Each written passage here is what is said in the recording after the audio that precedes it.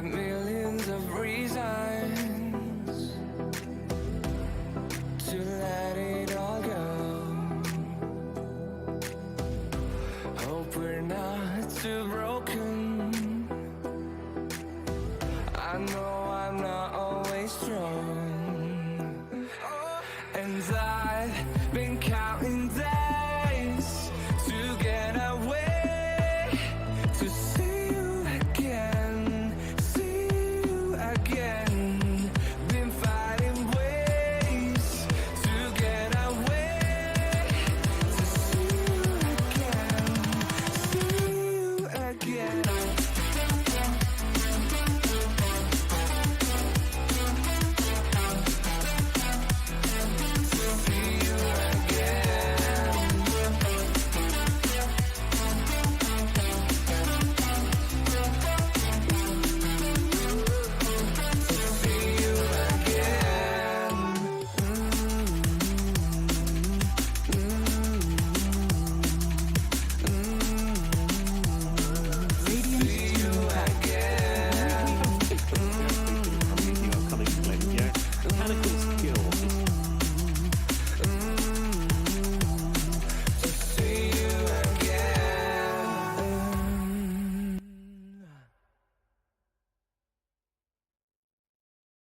Okay, you could.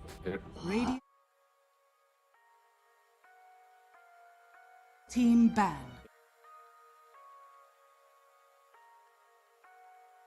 We lose ourselves in the spirit of things. We lose our sight when we put our trust in things of this material world, of things that fade away. Let me keep coming back, keep coming back, keep coming back, keep coming back, keep coming back, keep coming back, keep coming back, keep coming back, keep coming back, keep coming back, keep coming back. Of things we know. Radiant's Yeah, team banned. Shut up!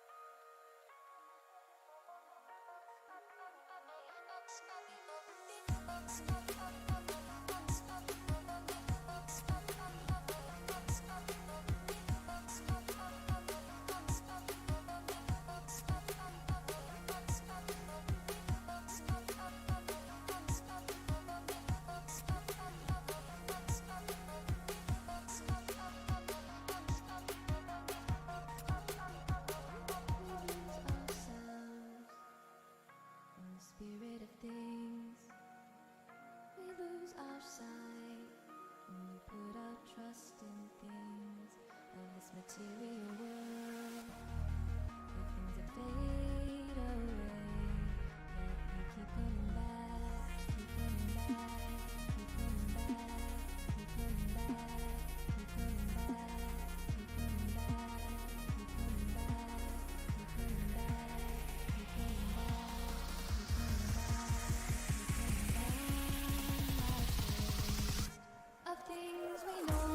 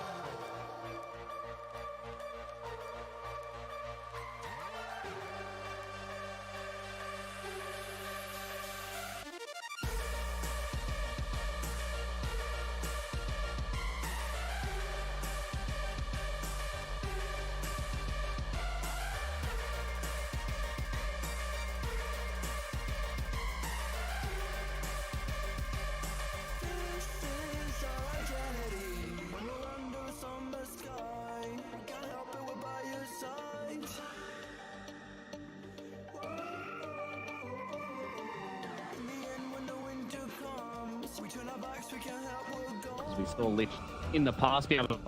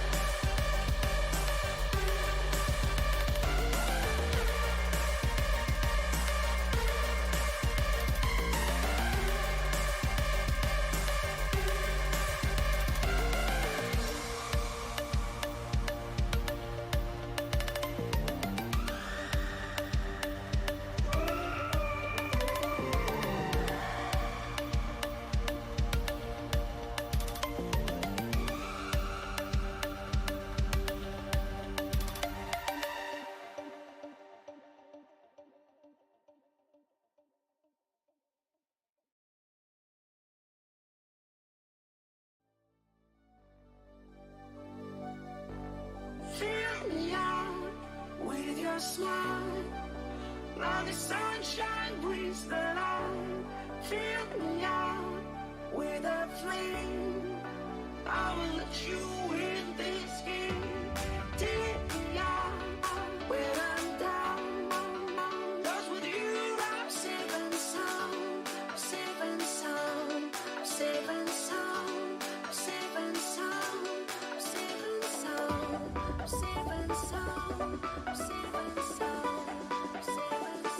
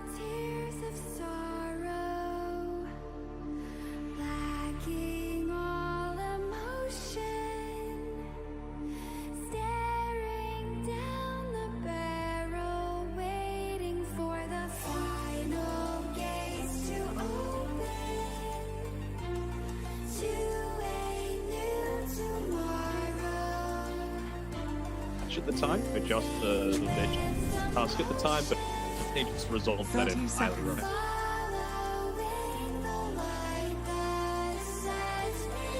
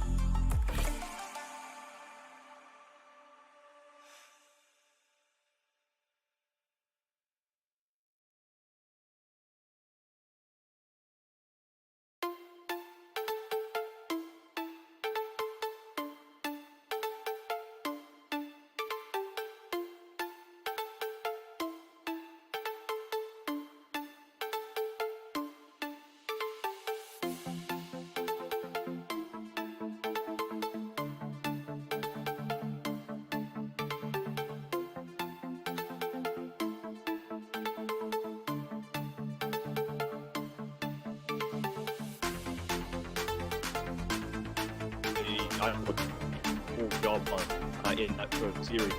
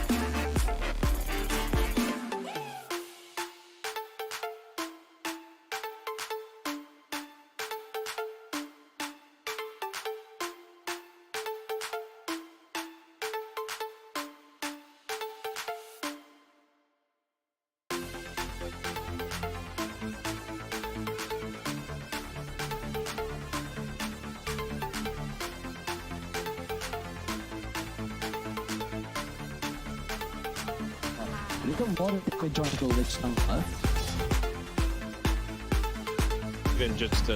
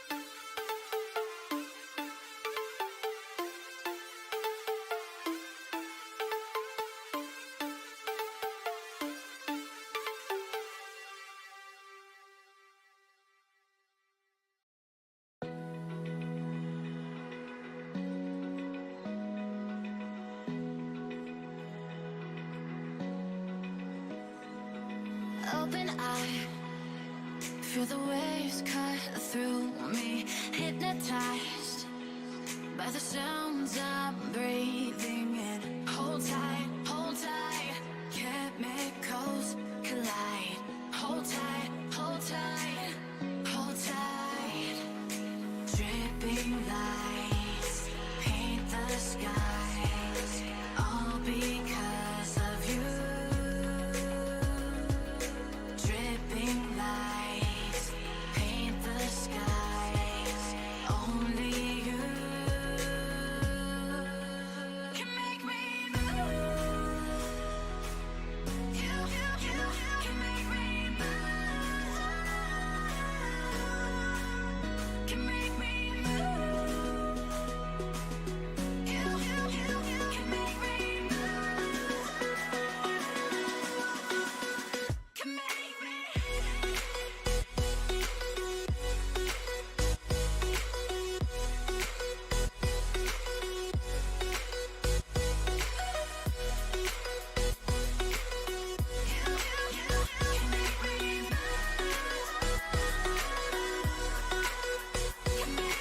So alive, make it last forever.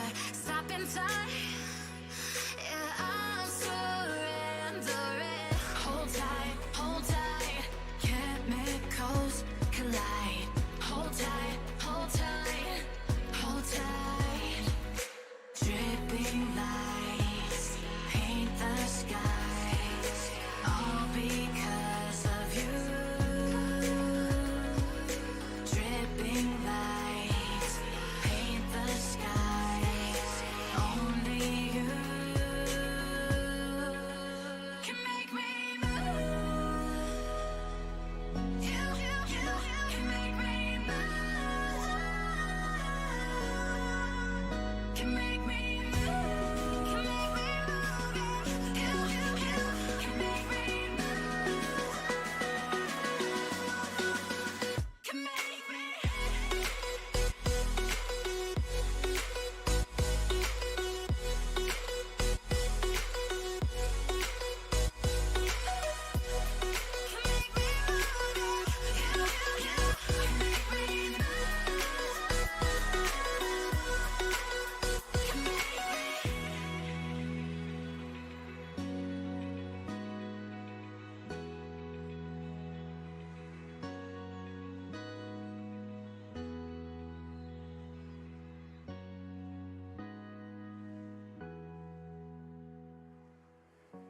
I can understand it if one is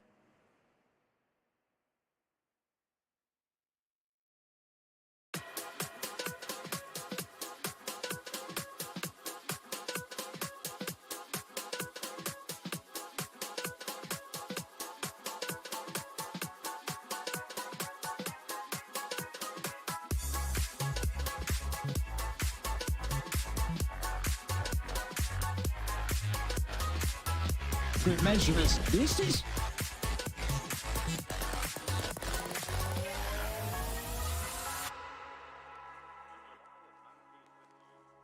level below, right?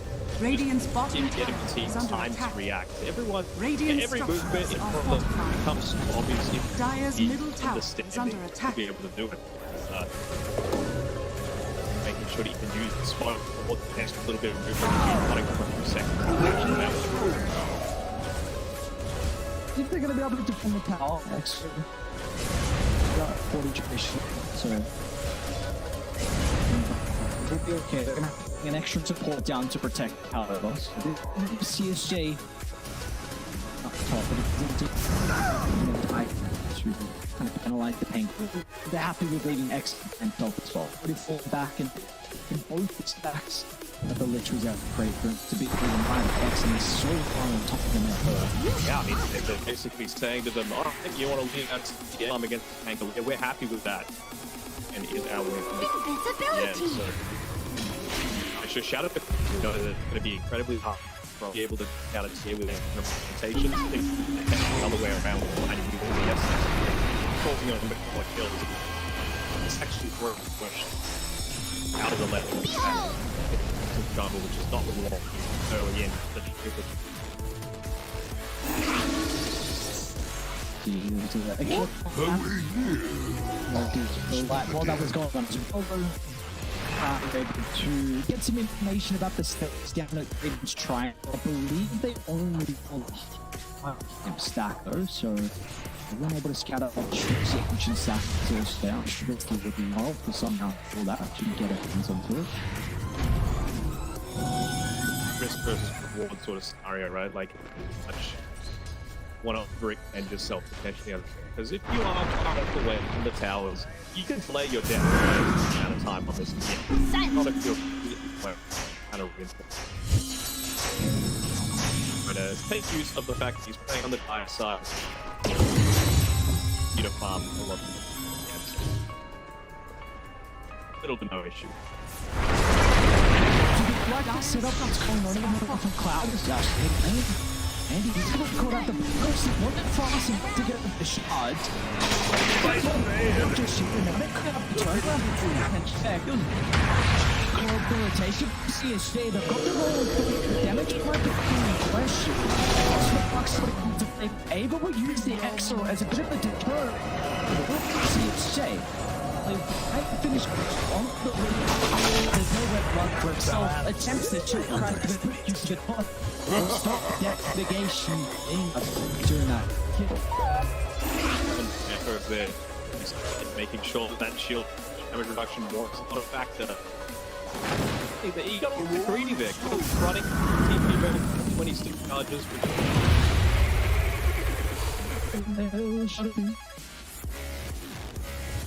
Last time, he got too close to last time we classified the Chinese. Now Andy. Is Andy gonna do a live stream yet? No, you know this about the Chinese, right? They will they'll do what they want. We can't start the question. This is the team that just wants to keep. Radiant's top tower is under attack. Your choice. I want to keep my name the same. I've had my name the same for 15 years. I mean, it's a good call though, but that's okay. I'm sure now with your wise age, you could come up with a better thing than Gonad. The thing it's not Gonad. Literally the opposite. No, we can do some brainstorming later. Okay, so just you. Dire's top tower is under attack. He wrote my name. It's so much better. Definitely not what you need. definitely not. You need not to do that. Radiant's Nothing at all. bottom tower is I'm under attack. surprised they're just letting top town over, to be honest, on our side. It's not like they're doing amazing in response to it. If they want, they could TP down here. Have a TP actually to be able to get up. Hit that top tower. Radiant are When scanning. you've got overgrowth, rock and dream, this is the time to be able to defend that tower. Now, EA doesn't necessarily need to farm the jungle. Just let it farm the raid jungle, and you're not only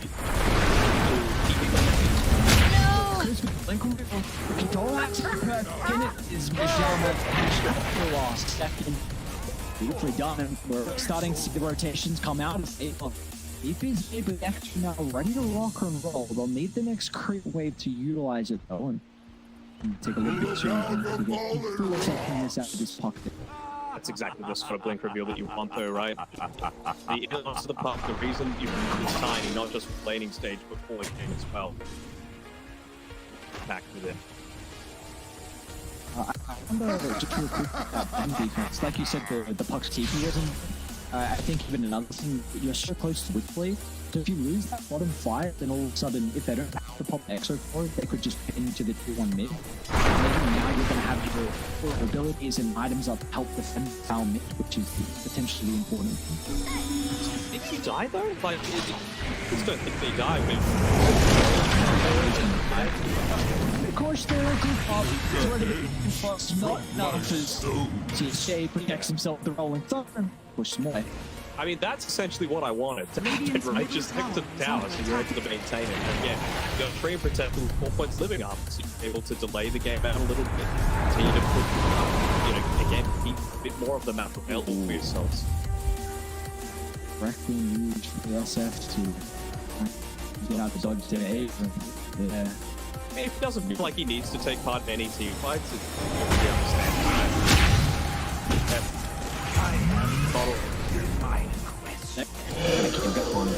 Radiant's Hold middle that for tower 40 is under seconds. attack. Yep, there we go. We got an XM as well with Desolator. He's so far.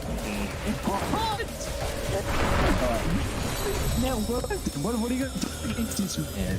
You're Radiant not structures going to do are anything fortified. against him. I mean, you've got no spells combo together. Radiant's middle tower is under attack. Without Void Thunder, without any significant damage coming through it. Radiant's Very middle easy. tower has They fallen. up together. Sure that this is going to be very different. One of the big things that I did like when you're going up against the Dream Tech path is like these little hooks and prongs, you know? You gotta commit, you gotta get that tap so that your physically make some kind of defensive play.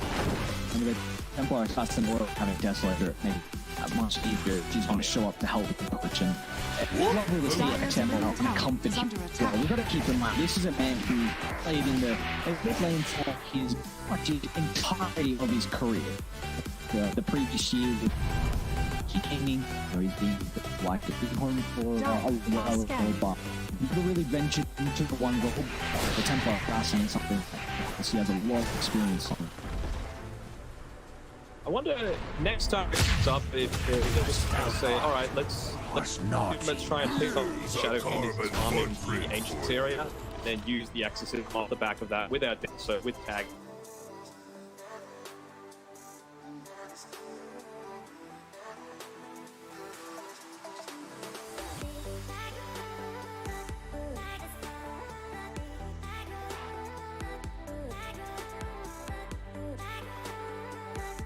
Part of getting out of the map, really nothing. That's the big thing. No one's shooting.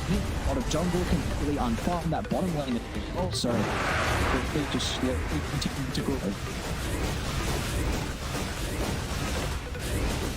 They're just waiting for the next item, right? You can't push in onto outside side of the map instead of looks at these aggressive movements again. Honestly, just a tusk and a tiny and a pitch. That's you really needed this. Dire's middle tower is A under bit of a attack. luxury if it's when they go into zigzag. Very important that DP gets into that. BT gets in dagger for herself. Don't really need their damage to say. Only going to need the survivability and potential to moving it to the 300. Made them out of this very early game.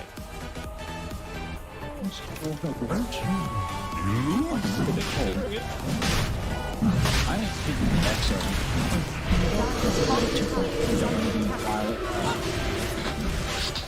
Just secure it. Radiant are scattered. Well, but it's going to be scattered.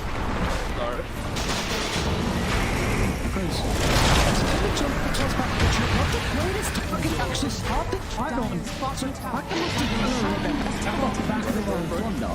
It will be potentially contest Roche, however, as XM GH. I looked to hunt CSJ down, but the blink yet completed. He won't be able to close distance. Not a horrible game either for the Mango. Just lets him be out on the map that little bit longer with the extra regeneration, gets rid of refraction charges, and they gain and again, a couple of tank heroes in the time. He's doing a lot of damage, so I don't hate to think of they need a little more of that immediate big fight combo though. Now I'm able to land perfect rolling thunder initiation with the blink daggers on its highest priority target in the TA. The vision's good enough. Has been. I'm gonna have a dagger and about 70 gold as well.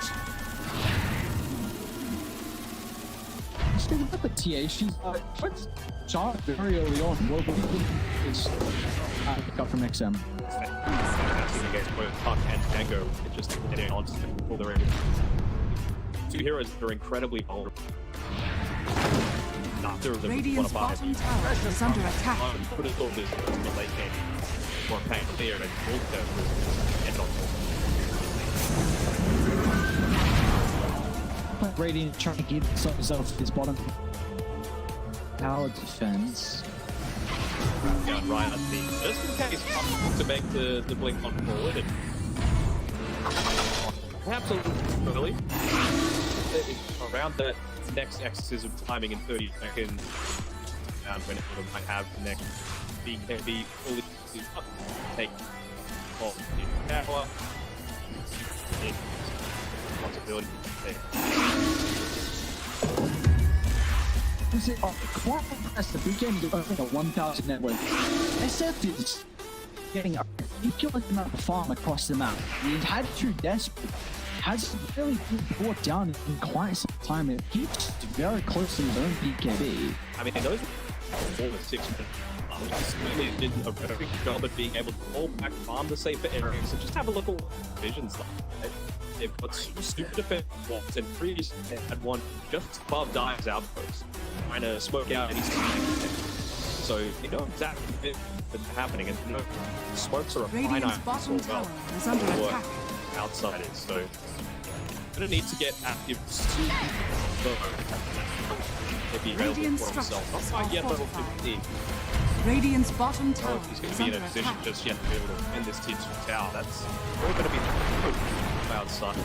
It's actually going into Radiant's That's bottom an option with Moon Protector. No one else is by no one sort of maybe goes around so has fallen. Protector goes down, the T2 towers will now be able to open up the outpost for outsiders to try to work with. Looking over to the mid. Just able to in the charge of the front, the rest of the boys are slow to connect. and Angeline. I don't know when the last time I've seen this, right? But sure you're going up against the silence from the DP as well as the one from the game. Like, you're not going to be doing that much damage as a result, right? You walk dragged into the Let's use the target. I'm just gonna pop it right in. Ooh. It is Paul's timing, but they will get an opportunity to be able to work out what Cole's going to be. Rating currently see just jump. Told you to walk away. That was my first and last mistake. I'm blue without your face. But what can I do? 'Cause I'm just a sinking ship, and you're just a pair of lips that I've lost in the moment. All I want is for you to come back. Now I'm cold. These both mean that they those BKB for around 12.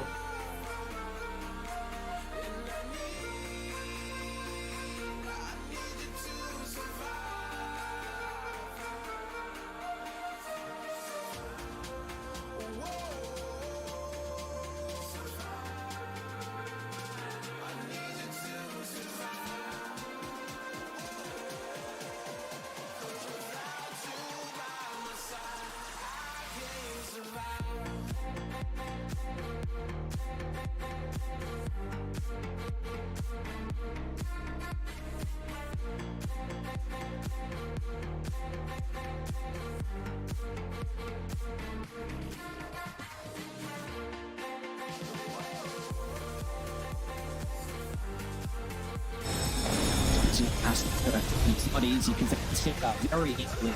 Charlotte actually perhaps as well into the tree line of building. We'll do double. Ray wants to play with. Dire's top tower is under attack.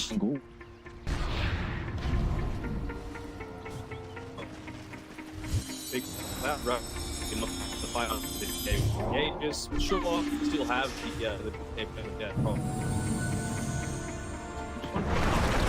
Go back to this area. Now, if you win a team fight, you can get some good potential. You got the presence with the Dark Lord. Horror effective builders. Like, not out of it yet. Actually been eyeing up even the mid lane. Paul's going to be looking down. How does BKB potentially want to use it? Look down to the south. Over into the lead. A great target to go to the wall, but they don't have the damage. CSJ will turn it around with the rolling sun. No one dare to also provide the assistance of the Shadow King to them. That's the trouble with Dire. turn their attention over to the carry cut out and they break him down with ease. And now they can look more as well. But the outside gets the dragging back CJ. He's going to find attack. And they're not done just yet.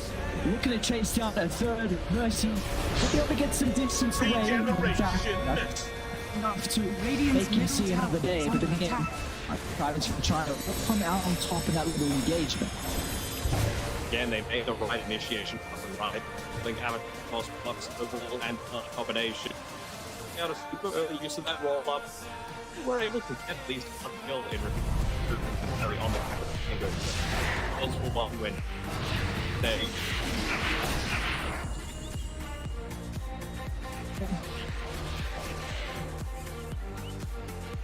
yeah, we just see what happens through that. Like, his TA does ridiculous amount of damage at this stage of the game, but champion can't really combat. I suppose there is also like a 4,000 worth difference, which is what, to say the least. Yeah, down to Mercy as well. You just see the vision control that dire plant with not only the wards, but of course the Aghanim shard that increase the vision range of the traps and provide more as well. I just want to mention though, this game goes later and later. I feel like a lot of it's going to come down to the positioning from the Trim Protect and the Lich. You see, Titans from China, they draft these Lich as kind of an anti-strategy. That cross shield is going to help them to get a lot of ice limits inside the fights, and already they kind of have their own mechanic in that way as well with the living bomb. So we'll see how they can look to try and utilize these defensive back to both sides. yeah, what I really want to see outsiders do next, say, 4 minutes, guaranteed to continue playing on the cloud side of them.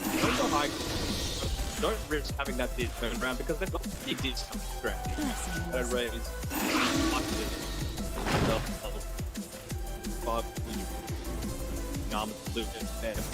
I'll go onto that high ground and that you're far more restrictive of the cloud is going to get important.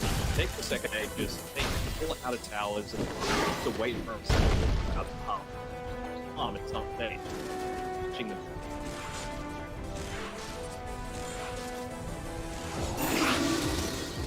See, it's important for Radiant to look to get out of the map, and if you're wanting guides to look to wait for Roshan, need to make sure they get some vision set up around the pit just in case you can find down the area. It's currently underneath the trap here. Roshan is going to use this advantage to jump to the cliff line, put the pit into the grave. Now Kodo is going to join him as well. So see, looking back with the rush spawn, it's not possible. And 22 second big up. Sort of value as well out of that super early Aghanim shard purchase by the TA. Gave a little bit of extra with Tango looking to roam around, potentially to pick off. They called the camp, what's called the camp held by the central side of the Dire jungle. The Tango make an immediate rotation. They use their great Radiant's top tower is under attack. Radiant's top tower has I fallen. wonder if this A shot could also be like your against a Trim Protector or something that you like to say in a draft is your Hoodwinks.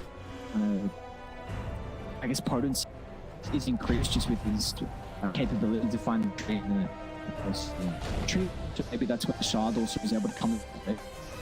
Yeah, a possibility. And I mean, I think it's a big good thing. But you're just not worried about damage at all. Invisibility. Almost with it. So me, slide out a. Oh, he's got a deep again and never really going. This is a sentry. So Echoes does look at him just walk in the middle. So be careful though. I see that get a good amount of damage out from the chat. But I'm still rolling. Try and charge on the record. Provide them a whole lot. It's not he's not going to be able to run from as well. Looks like good job. Enable item to get the right clicks going, but it's just not enough. XM with the finishing blow. We're going to look for more. They smoke help them retreat. Somebody cover this will be okay. Am I turning the butterfly effect? It's XM. Right, 2/3 of Flex. Vex helping to evaporate, and now we'll need one more. If he shifted, dodge off to the left side though, Ava. Trouble for the moment.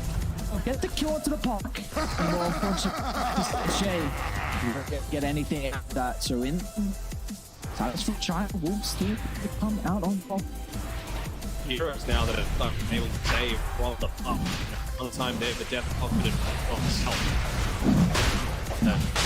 The magic resistance is very effective, but it's not a small amount. 50%.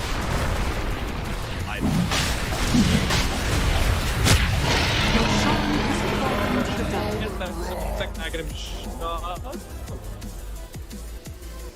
Pick it up. Like it. Could you?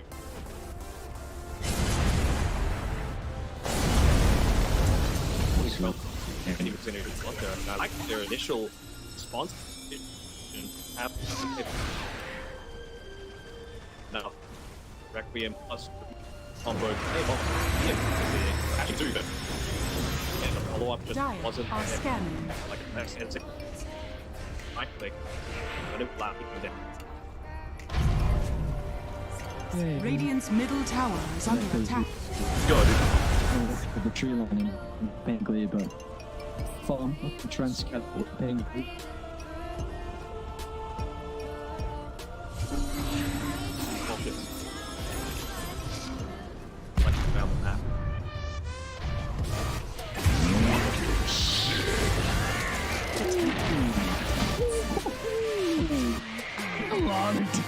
Radiant's bottom tower is under attack. 21 hit.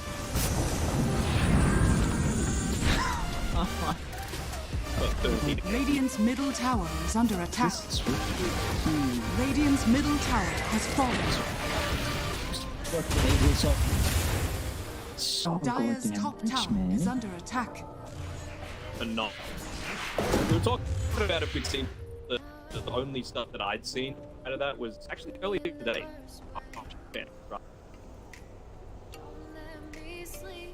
The rough game, TA is still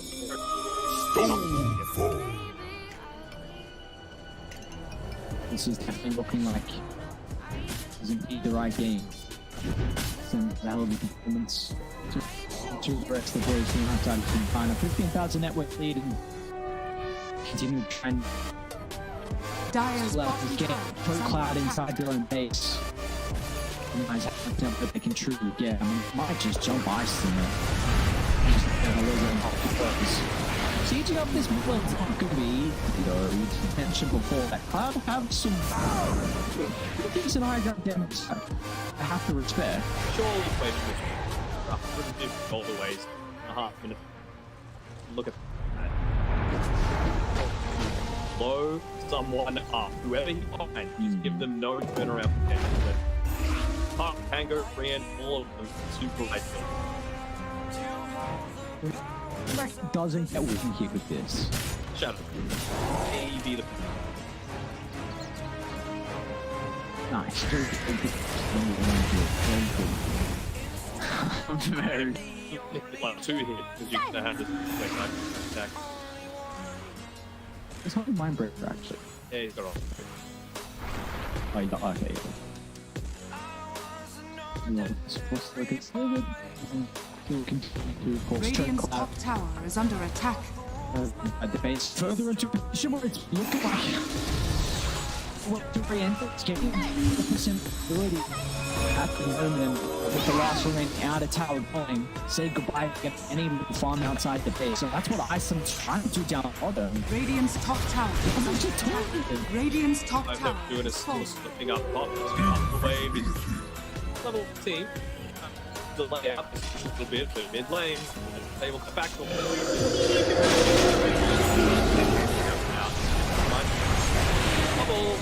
It looks like you will be. Let's put him down the living armor, not enough, and XN. Radiant's middle tower Also, is it's up, under kill up attack. and up, a goal like streak, keep the Templar assassin. Got Nurse's corridors on the corridor, which is some of the components to win success. Outside the base, Iceland, what is That's what you want to be, brother. No, it's all before Java was toying with the Shadow Fiend. Radiant's bottom He's ever tower is under you have to attack. run all the way back in with the Shadow Fiend dying. Gee, the drops. That's not it for China. Victory. What if in one day we put that? Very solid. I mean, again, he just really did feel the impact. Right? 6 minutes in, Shadow Fall out of the lane. You can get into that amazing thing overgrowth happening.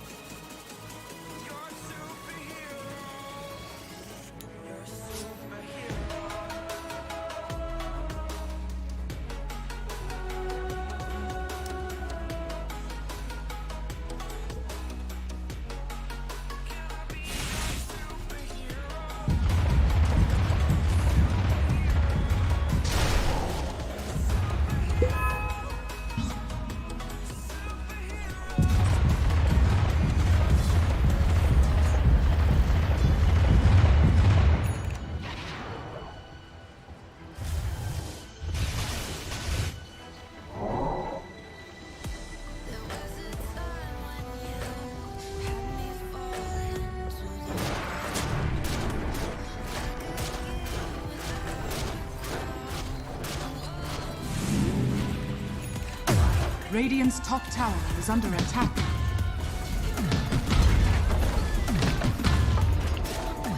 Dire's middle tower is under attack. Radiant's top tower has fallen.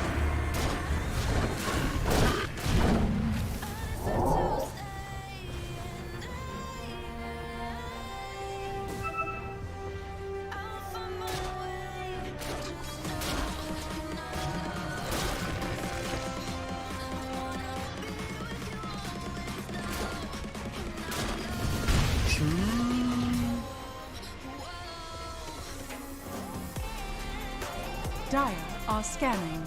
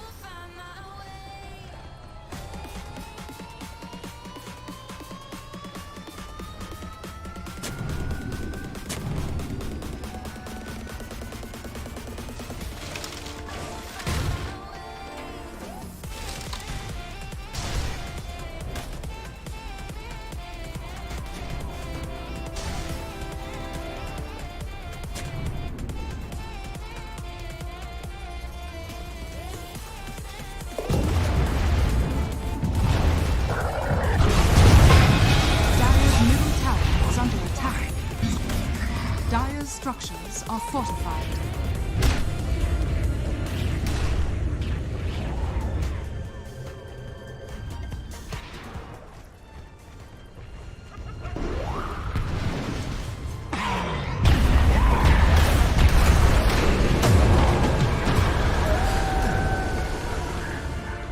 I will not insult you by pretending to care.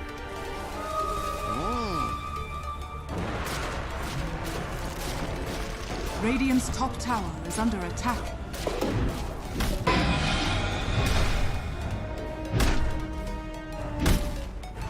Radiant's bottom tower is under attack. Dire's courier has been killed.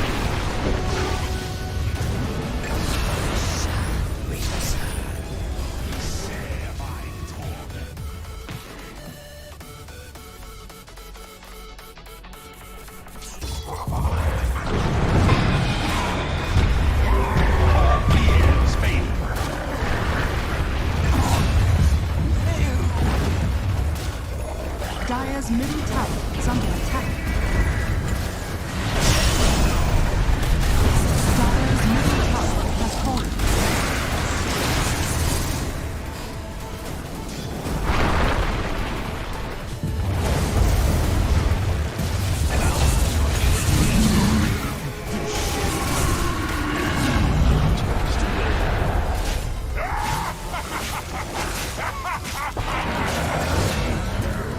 Dire's middle tower is under attack.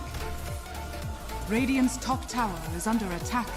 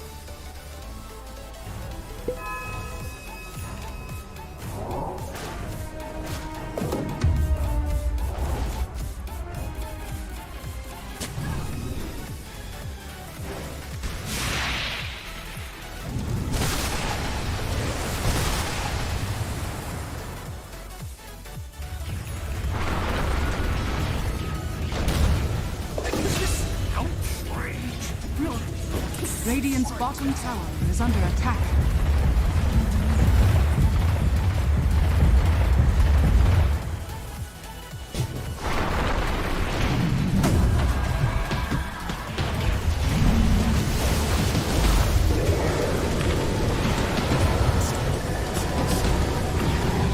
Against the howling wind.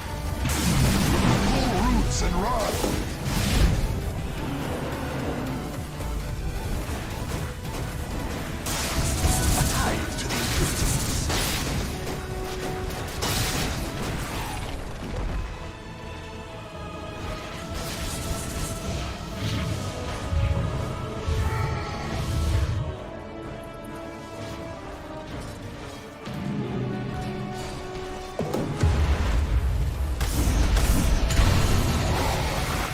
Radiant's middle tower is under attack.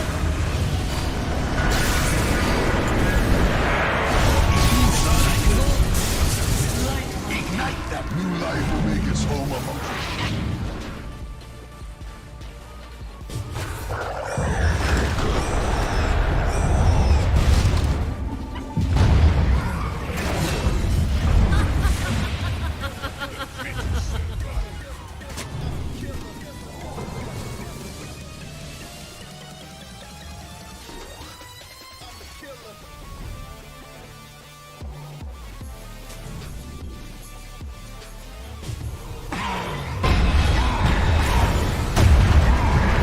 The seeds of hope.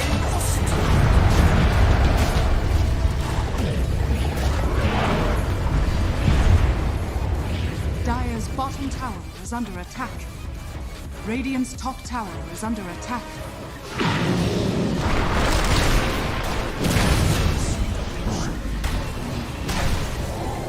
Dire's bottom tower is under attack.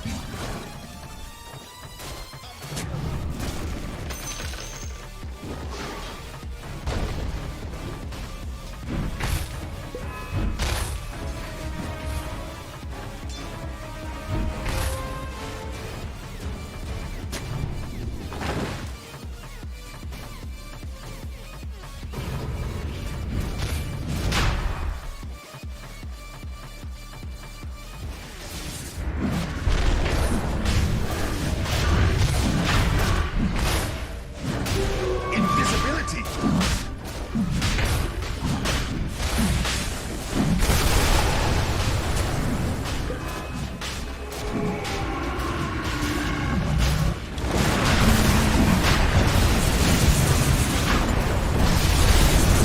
Radiant's middle tower is under attack. Your shadow has fallen to the radiant. A bittersweet sunset for me.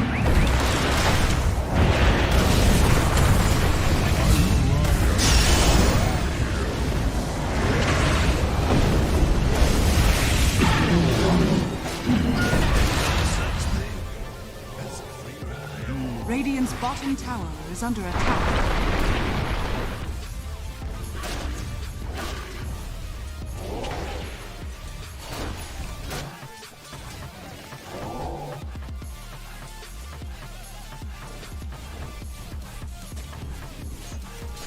Dire's bottom tower is under attack.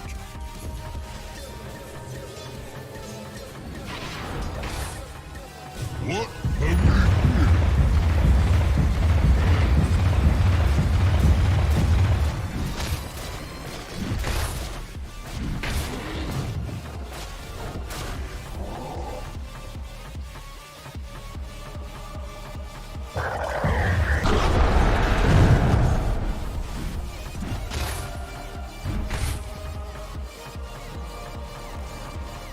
Dire's structures are fortified.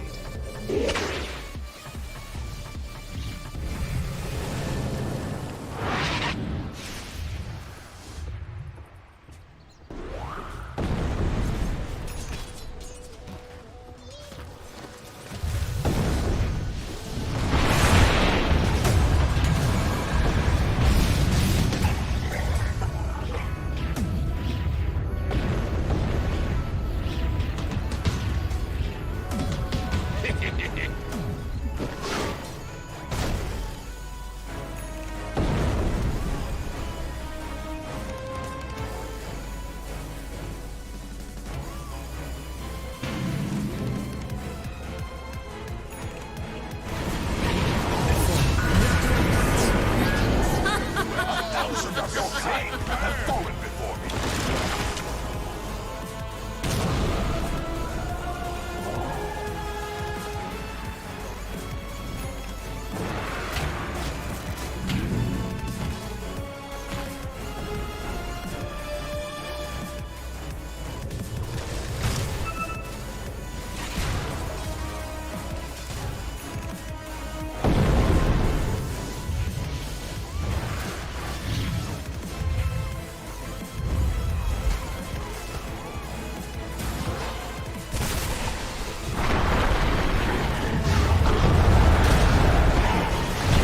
Radiant's bottom tower is under attack.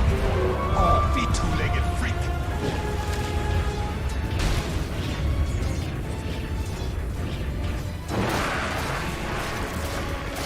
Radiant's bottom tower is under attack.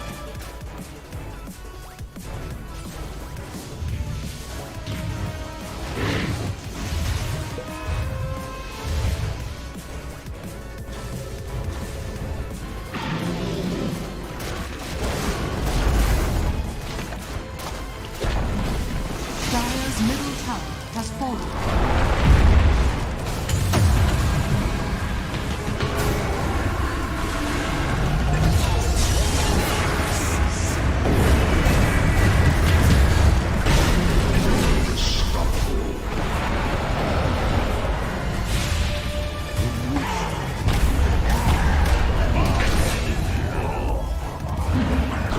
Radiant's bottom tower is under attack.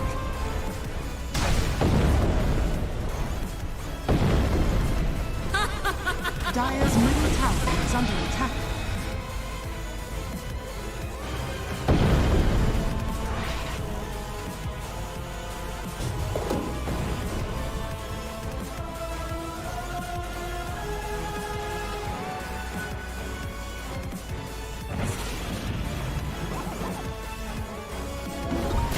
Radiant's bottom tower is under attack.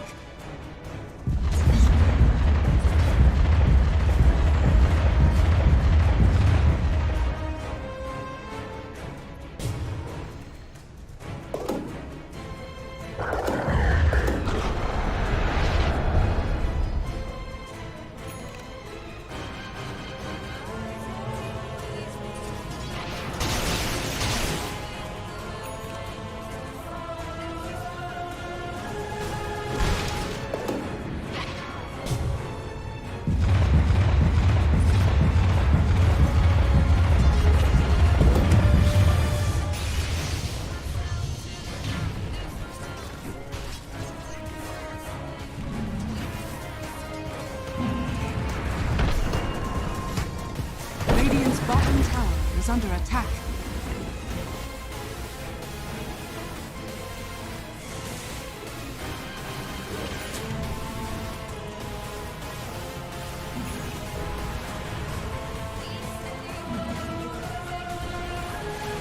Dire's top tower is under attack. Dire's top tower has fallen.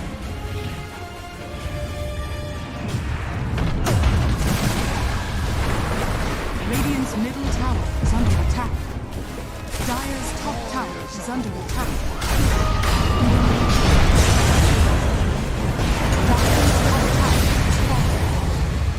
Dire's top barracks, Dire's top barracks has fallen.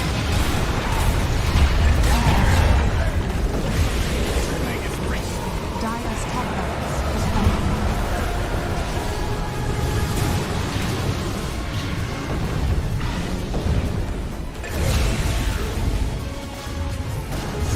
Your desolation to nature's foulest cloister. I return.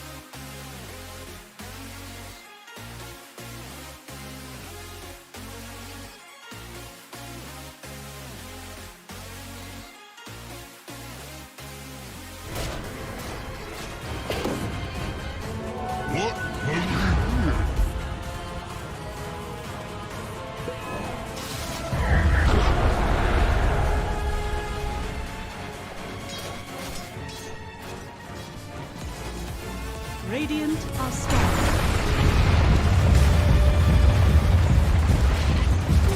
Only the bats will know we're still here.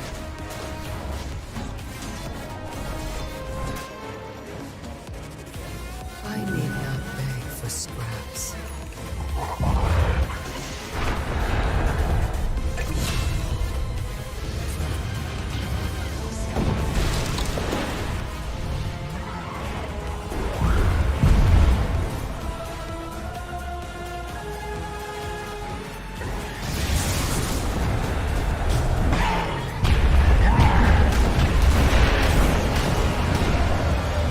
Autumn comes too soon.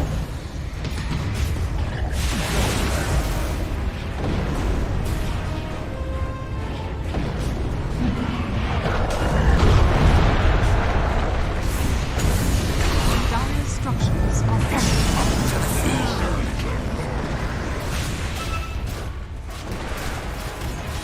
Dire's middle tower is under attack. Dire's middle tower has fallen. Dire's middle barracks has fallen. Dire's middle barracks has fallen.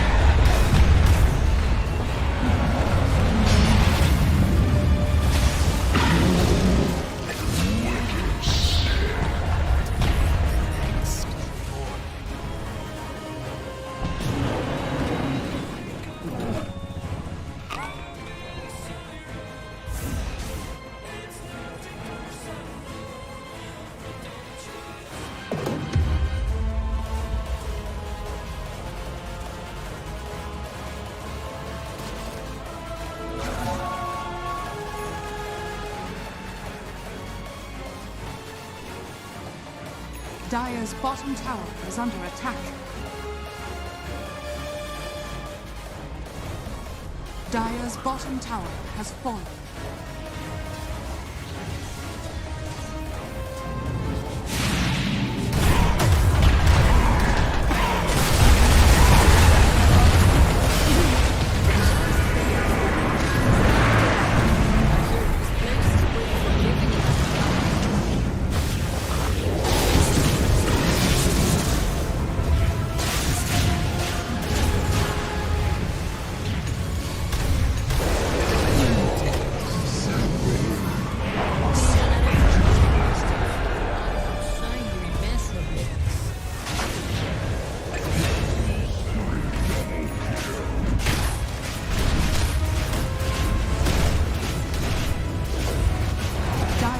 bottom tower.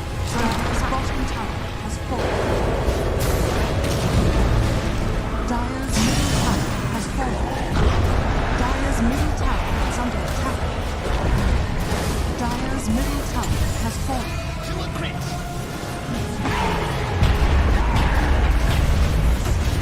Radiant victory.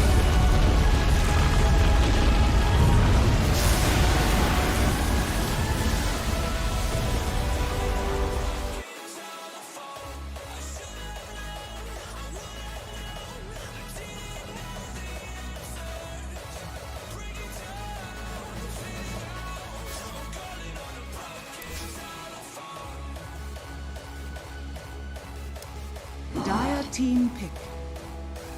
Radiant team pick. Weaver. Lost in the game. They get Weaver. Yeah. Okay. How do you feel about it? Is this just the 10 lane? seconds remaining. So, like, you just Sakuchi away from the timber? You don't seconds win that remaining. lane. It's not like the eventually he takes over. It's not a lane that you should be completely crushing in. The way I see it, at It's least. currently 4 and 8. Therefore, GG team I'd get the win. That's a lie. Now, what do you pick for Team Cloud? Because I guess the one idea is you are lacking a little bit of lockdown for this Weaver. You do have the start from the DP and the Walrus Punch, but if you don't catch this Weaver out with like punch, it's going to be very, very hard to lock him down. Team Cloud are Some missing out a little bit on this. Some Bloodseeker last week just rupture the bug. Yeah, very good against them as well. I feel like it would be a free game for him, but then he would have Tusk and Primal as supports. We'll see. Like, Outsiders did ban out the 2 last carries, so they're expecting something like that as well. Shaman mid. Let's go. I'm here for it. Yeah, you could get Spirits, right? Heroes get on top of Weaver are always nice. Yeah, especially with Spirit as well with Yag. Really, really hard for the Weaver to play into. I'm not sure. What would you prefer? Like a mid laner or something like a safe Bloodseeker? Me personally, I'm Bloodseekers-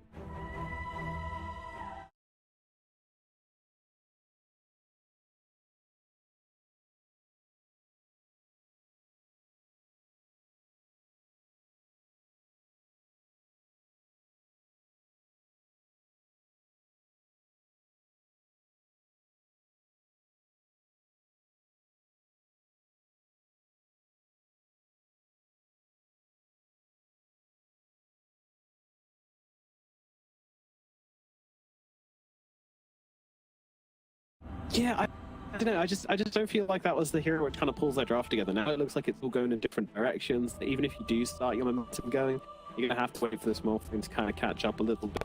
You can't just run in without any items. You need at least Manta +1 to be able to do enough damage to get blown up. Yeah, I think it's a tricky game. I think for the team, which and the tempo doesn't really seem to match very nicely between all. But I could be wrong. I could be wrong. What are you thinking? I think for this draft to work, I think they have to crush their lanes and go really hard. I think RF has to do a lot of work on this position 5 Dawnbreaker.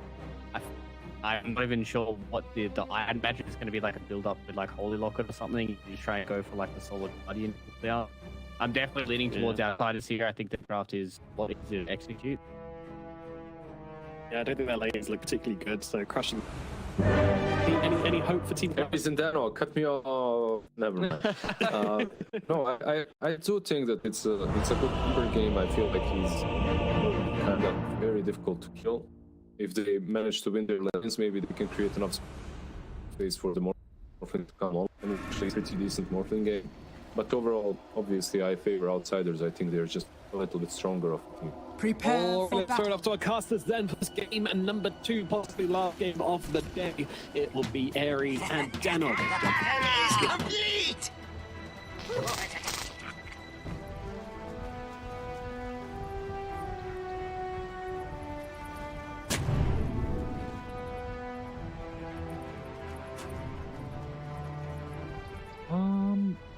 I'm really intrigued. We should have a good one in store. That's the main thing. I honestly like the draft from Cloud. I really like this draft. I think that Timber is going to be a difficult hero.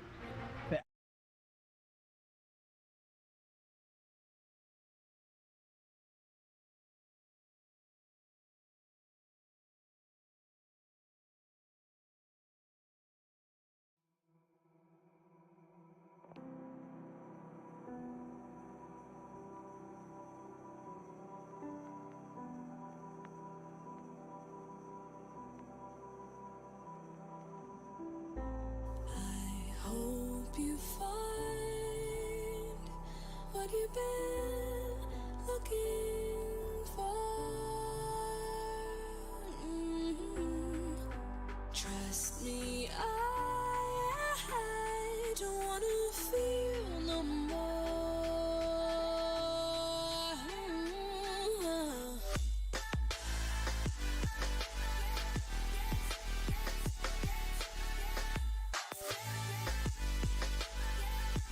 I think it's very cool, but yeah, I feel like outsiders are going outplay. Yeah, that's the big concern is that your heroes are going to be at complete strength for Cloud. Just on the point about the Morphin, like who does he play with? I feel like I'm pretty happy with getting Scepter and replicating against the Weaver. Like this is a hero who, yeah, you've got Gem Knight attack, but still like you like blast here. Sorry, you like attack speed. Like having that reduced is a little bit annoying. For Morphling to have those abilities would be great as well. I mean, you can even just use it onto the primal beats, which is great. It's all a Morphling can do with this hero that the TI qualifies. So that's gonna be a really nice hero to morph to as well as the game goes on. If you can catch, that's the biggest issue. And, like, can you catch either of these? Got a very mobile lineup. RF, yep. Getting boxed in a little bit here. He's not wanting to use another one of those tacos and be able to get away. Nice adaptation there from Andy. I'm just going to call him Andy. You know, if the player wants to be called that, the player does. Radiant's It's courier easier has been to killed. nice limit. So very much is a good ball of one fast game. I like all with Andy. Going forward. There might be some trouble. I think without the stun, he should be fine. Coming from the Timber source, shouldn't be all that frustrated. I mean, this is an incredibly good lane. And while we're talking about the Timber source, just have a look over up at the top side where you've got a Tusk paired together with it. And this is prime for Tusk to be able to move to another lane and try and get it. I almost feel like it's going to be mid, right? Because Primal Beast is almost always going to be able to get away if Tusk is in right on top of him.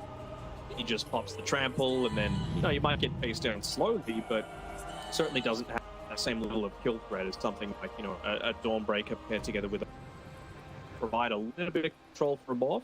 It's going to be able to pop up even the early-ish stages of the game. So I'm always a big fan whenever they've got one of the style of heroes that just gets the initial stun for a morphling to follow up on.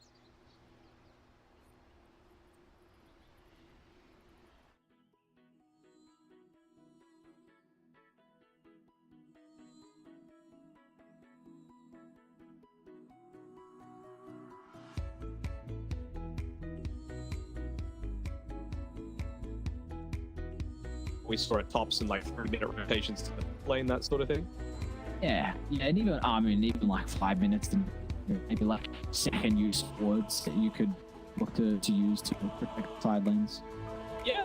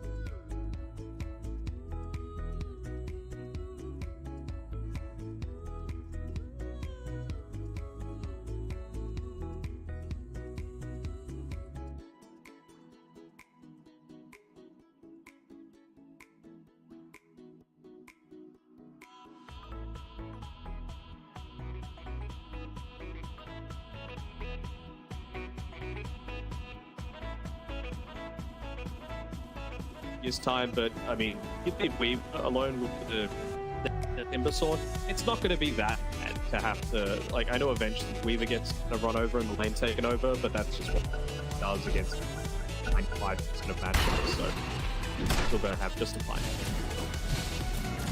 And on the Starbreaker, but not enough to be able to do too much. Able to just phase, come back, teleport, and go right back to farm. God's work for the cause. Farmer.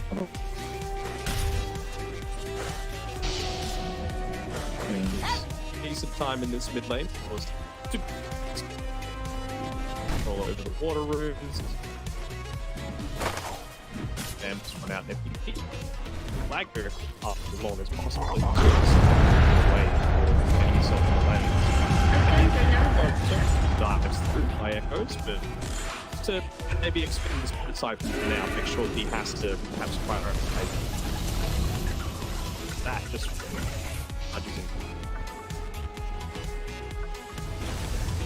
Well, look pretty good so far. Nothing too crazy. Timber's getting that's actually a decent chunk on detail, but CSJ now is able to find that level 3, so 2 points in the reactive armor, Timber should be able to sustain some of the Weaver's damage, and probably going to see pretty shortly Timber be left alone and Mercy start to rotate. So once that happens, what will we like the toss to do across the map?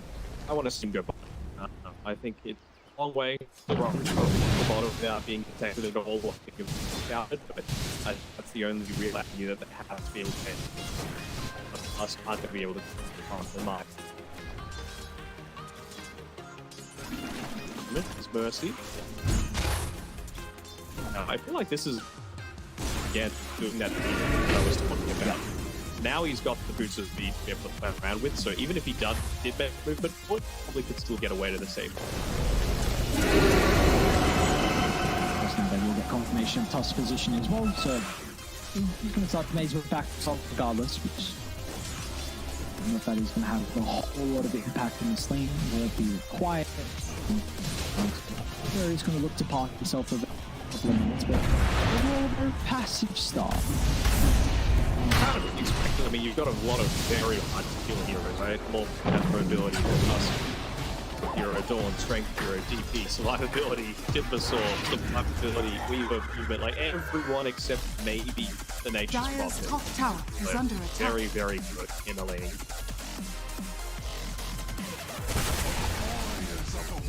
Not for you. Game, so we'll see how both teams are looking to play around that. I feel like it's going to be Outsiders playing a little bit more around the back of the ultimate.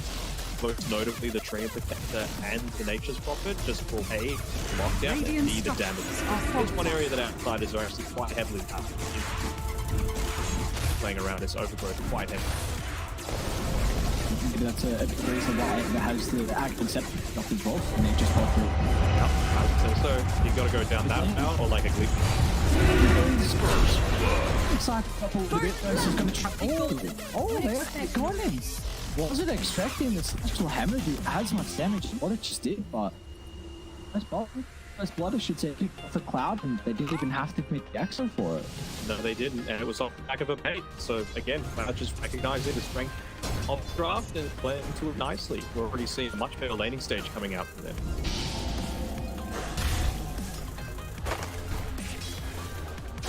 That's the important thing, get those lanes going. Get that good start for themselves, because like Petal was mentioning, very good when you're going to play from behind. It's a team that just that little higher up while you're on your own in regards to the tiers. I do like how XM is building the safe lane though. He's building himself up almost a 900 gold lead against the Timbersaw as the Weaver. He's getting almost entirely solo experience. Just the adaptation as well, right? You've got Mango, so he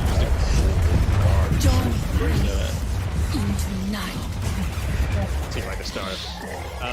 But just that he's going to be able to spend that and he's gone into the javelin as well, so a little bit of magic is going to be effective. Radiant's top tower is under attack. I don't know, I think he's going to be vulnerable in this game. As a trying to get down the death profit and look at the got coming because of Dire. Deep out of the T1 tower. It's a big kill for them to find. Look at the time to get it with as well.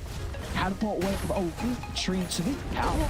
It's got to go down there to work with. Yeah, and Mercy was just really experienced shot of being able to pick up that in order to get that kill Radiant's on middle the tower has fallen. Dawnbreaker previously. Sorry, not Dawnbreaker, on the Primal Beast previously. Dire's bottom tower Team is under attack. so didn't have a save potential from outsiders.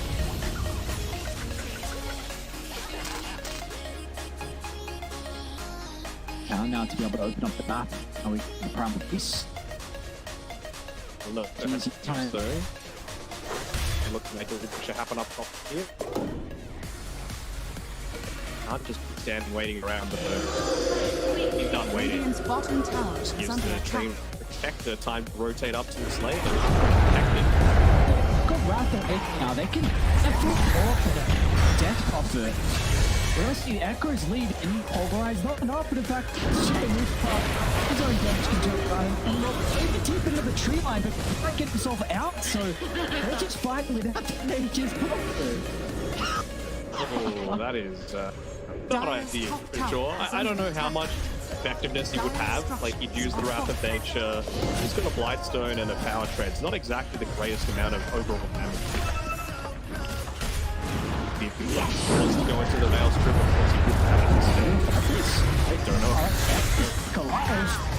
Since Jay's the initial target for the moment, one more tap will bring him down along Mercy as well. So that's how defend their T1 tower. They get a couple of kills as well, and now they're going to park the tree protector here to get some solo experience. And you just compare that to game 1, right? There's so much more emphasis onto maintaining T1 tower. It's exactly where a Prophet would be, sitting in the safety on your side of the map. Because even though this is being played as a position 3, we can expect Ava to be playing a lot more of this greedy style of role, and trying to get a kill here with Andy. The forest. Gonna be able to find it. So first kill Roman out of the Morphling, who's had a pretty good start to the game. Last game I should say had 2 deaths at that 6-minute mark, but there's a lot of network early on. That's still deep for the Morphling. Hold in the Echoes. I'm gonna put him down for the moment. The polarized combination will set up perfectly with the arrow, but they will still secure the kill by effect. Have no way to avenge the death of the Obviously, it's important to just keep the farm by going this skill build, but I would apply effects like looking at itself. Not being just a singular point in the silence. Great to improvise, it'd be great if they Jay was trying to chase down the outside, but nice out. The arrow on point from Xiaomo. Echoes gives it a worth tip as well. That is a huge kill to my Dire's middle tower is under attack. Like this, where it looks like a pretty goddamn good timber game. Of course, his weaknesses are going to be earling on before those items. So if you can stem out of the farm that you get, that there's going to be huge. Radiant's top tower Let's is under see attack. to Mercy. Pretty cautious. The time lapse to work with, and nothing they can do to prevent that. No silence. After you just put the third one into the spirits. But I really feel like after you get these initial starts through onto these relatively squishy heroes, you've got to make sure that you've got some sort of follow-up. And for right now, the Tusk snowball and punch yet. Like you've got anything to get. I just believe that Cloud are happy enough to sit back and farm. They've Morphling had a good game and they want to put everything into these shoots. Well, really want to see cargo top of Timber. What this catapult, you need to open up the map, and Dart they come to the neighborhood to protect it. Damage from this Primal Beast, the Timber is also vulnerable. So Star is able to commit to play an instant response with the Go's going to hold them back for the moment. Radiant instantly flying shape. It's not a plan. This is showed up to the party. And X isn't activated. We won't have the damage to get rid of Echoes. Off to the left side, Shama still is able to bring down the Timbersaw, so Dire's top tower it's a is under one for attack. one. Dire's top tower has fallen. get a pretty big kill in every match from Guy's is farm. under attack.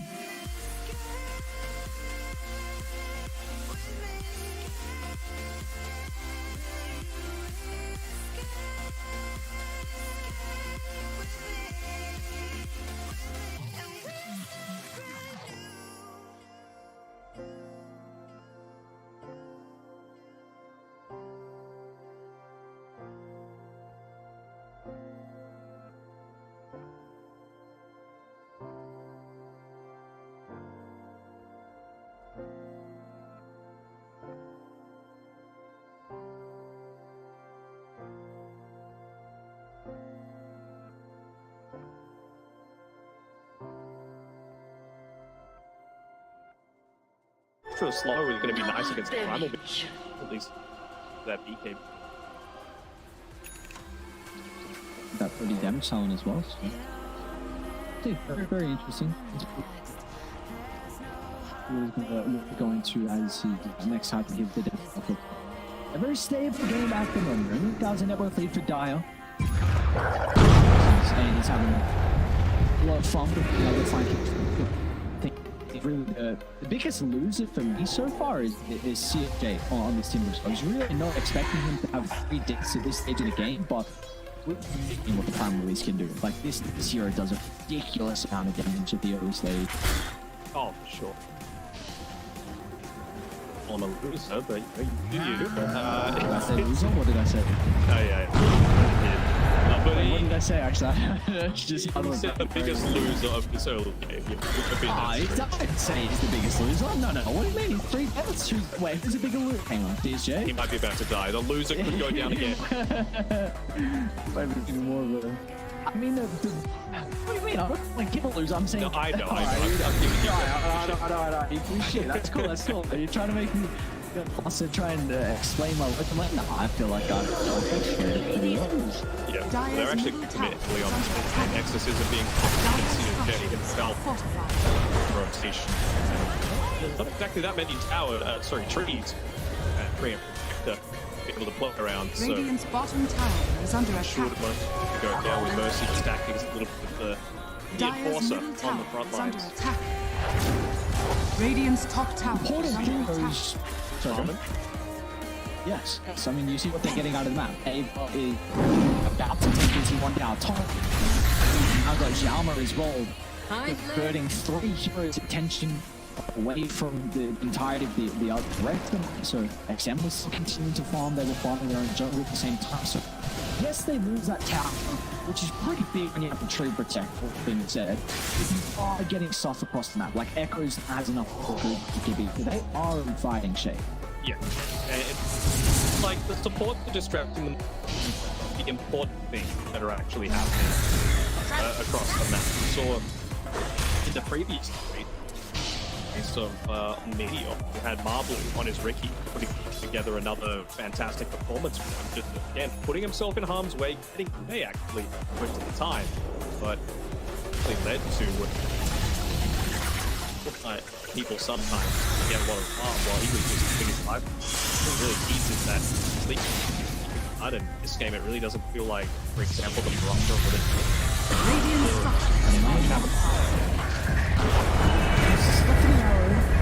Gets activated, and he's going to protect him.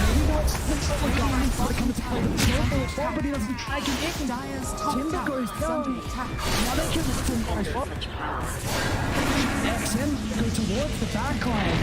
Mercy playing with the one judge is actually not the people active. That should result in them killing off Shiama. So in the end, a 2-for-1 to Andy was also able to get the kill on Ava. Radiant's bottom tower It's is just under profitability. attack. This is on the XM, but not much that Andy can really do. We're able to do that. It's actually used to be able to protect him, so I'm surprised that Prop put himself into such a vulnerable position. He's going down that clean about. Running that lane push potential, but putting the life up that easily, it feels like he was joining into the fight with no true purpose outside of maybe pushing the tower while they were going for the skills.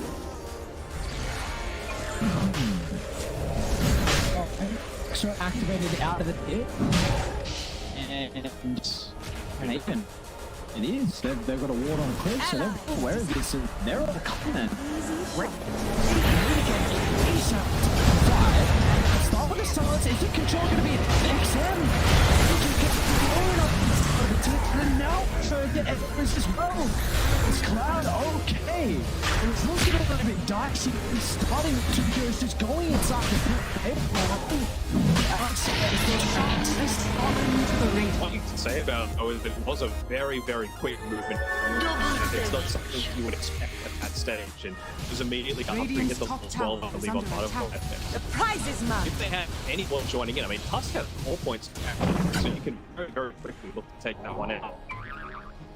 The fact that Cloud are on the back of this Radiant advantage that they have, even though it was off vision, it's feeling like it's much easier to be able to join and bring reinforcements to that sort of flash. Yeah, Radiant's bottom not how tower is under important it is attack. that Radiant now has some advantage in this game. It's going to give Timber some time to get farm. You've got Greaves now completely coming out in the corridor. The timing is just perfect because this Moron is about to be a Spirit Vessel. If the Timber didn't have a way to purge that off before this Vessel, then he could have been killed multiple times in a row. Dyer's top tower is under I feel like attack. he's still in a rough spot though. Like, of course, Greaves is great, right? But I feel like he's going to need to go Greaves DPC. You're still up against from the Weaver, a Prophet that's going Gleam in, Overgrowth on the Tree Protector with Blink Dagger, and the Vessel. So, like, you gotta pick your battles, right? And I feel like maybe Mercy. She doesn't go for the smoke, goes for the punch instead. Is Kill going to be enough to keep the top lane alive? But he won't go back to the middle. Is but Exo's back up already. So Cloud are in fighting shape. They're ready to rock and roll and push outside the all the way back. There's going to be no escape, it looks like Mabar cut down inside Shield. 1-for-1 in the end, but that was actually even without the green from C. It doesn't actually have it yet completed, so it just goes to show if they've got one person nearby and even a Soul Guardian, this man, it's not easy to kill. You have to commit everything to bring him down. really fully locked it coming through from the Dawnbreaker, really helping out. Of course, the mechanism on the back of that is to help out from CS. Forward, I wonder if they're going to have enough to do it. One cooldown, Mech coming up shortly. Rises up for the arrow, and then Mech, can he get it off? Oh, able to. No one's TPing down. Won't even be required. One of those games where RNG is really handy for picking up that nether short in extra magic resistance on top of the pipe. Awesome. Best one we've ever asked for, right? For Timber level at the T2. I'm not going to go through this. It's top 3. It's damn good. It's a goddamn good one. It's a damn good one for Timber. And well, this is. Radiant's bottom tower is is under attack. Yeah. Dyer's top tower is under what I was going to say. Dyer's structures are They're in a fortified. great position here, Team Cloud. They're Radiant's in a bottom great tower position. has fallen. Two, sure, but they're going to get one in response. And I mean, they've already got the Roshan advantage claimed, so they're going to be able to take a Dyer's tier top tower is under attack. out back of this. Feels to be like second punch is really all they're going to be playing around, and Andy's still continuing get more and more of that farm. Recognizes how important it is to have two separate cleanses for all of these different high-value lockdown damage abilities that you've got. Again, clears are a factor. Yoga is a factor. So you need man. Same sort of thing with Timbersaw. He's got the Greaves now. I'd be a little surprised if he doesn't go BKB, even though it's not exactly the most common.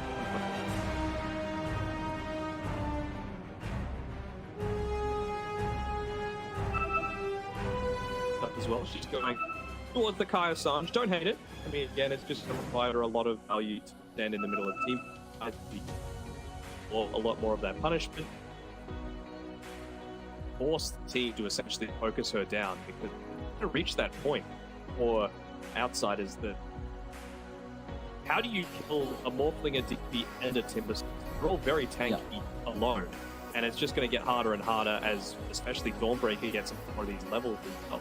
Even at level 12 on the solid. Yeah, it's interesting. Starf has the stuff feed off. This is, I guess, probably multiple reasons, right? You override into arrow, and then or a toss into arrow, but eventually you're going to have an item to be able to kind of mitigate the effectiveness of that level 20 talent from the nature's profit. Tower has fallen. It essentially forces Primal Beast. They beat every single time he wants to go for know how to handle doesn't, such then the force stuff actually interrupts the whole music.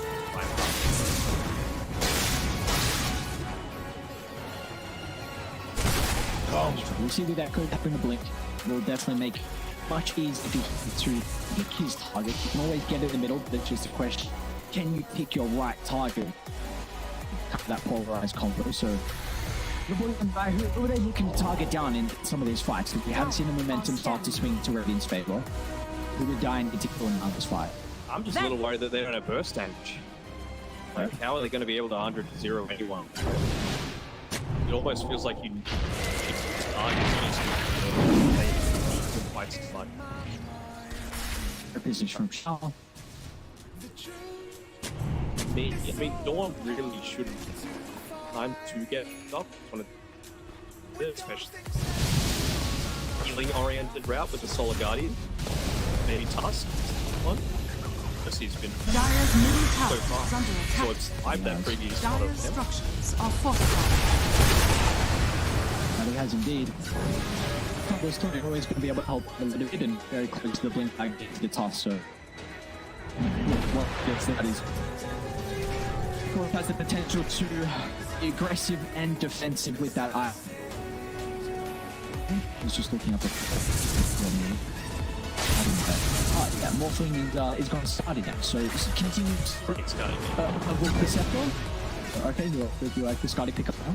I mean, yeah, you're two range cords, right? And again, I talked about the benefits of having Witchblade against the Purple Beast. It will slow him down, prevent the trap from having quite as much effect as the same sort of with his right? Scotty actually goes through that, protecting not only yourself, but the rest of you from the lateral damage. See, Ava, looks like they're ready to protect you. Outsiders from China utilizing the nature of the potential to drop a deep ward inside Radiance, trying some aim raids. And they got them smoke. Yeah, in snow part of it. Let's go, Ava. Radiant's middle tower is under attack. And they use this now. Need to back off together. Work with them. No. Scotty just moved on the Weaver inside. Fire to potentially help out. Incredible overgrowth inside the middle. It's the fault. Gonna try and throw the target down CSJ at the moment. To be able to get some distance to the northern side. Echoes will pour down. So a great start for Team Cloud. Can they get more out of this though? It tries to set up for the Mirana arrow, but it's not going to be on the mark in our rating. Well, it seems like Andy's ready to try and through the team by far. So I'm trying to be able to cut this down to the south, and Radiant, they're happy with that. Exo is about to expire, so be cautious, so they're not backing up the Dive's vision. Connect the click from afar. Oh, just shy. XM's going to continue to go for the dive as Mercy jumps over to protect Starry. Dawnbreaker is going to be survivable enough. He won't be healthy enough. CSJ along with Andy coming for the damage required. Blow up XM when he was playing just a little bit too aggressive. Tajama. No more leap charges to the Miran as well, so Team Cloud. Multiple kills inside that engagement.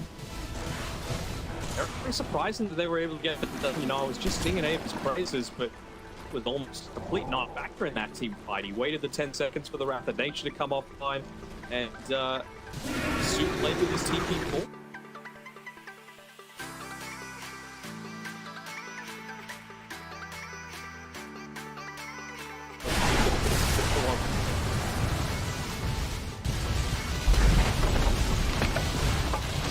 Like a T2 tower could go down now, back of that one team fight here, Team Cloud, so Dire's middle tower has second fallen. T2 to drop as well, with the advantage in regards to the objectives. You can get results for that first shot, which is the all-important one, and the fast first one as well, pretty much instant. My waters rise. Make just advantage out of that. I would say probably about have 3 or 4 there. 4 was arrows. Not so much as the support. Actually prioritized for them coming on the Weaver. I should deal a lot more damage to these engagements off the back of that.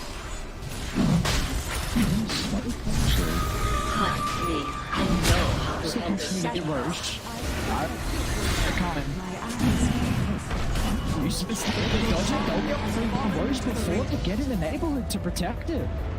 Once again, Roche on advance in the favor of Team Cloud. We've got the Ages of Immortal on and he also picked the Agate shot. So I think he killed the ball thing. Especially like he's got Scotty yet. What level 2 he gets into that? Really big opportunity. Can they just cut their losses in regards to the top that looks terrible? Oh no, they're trying to neutralize him. She's gonna go for it. Oh no, it's the boys. To their big one fucking off. On the spot. They like that, so he's alright. They've got the vision up here though. So super value ward that was placed down previous gave them 4 minutes information, but there is in the one support through at the end of the day. Well, it's from some. I don't hate it. I mean, you've gone up against a tree and the vision it's not. I continue to sort their play. It's not that much.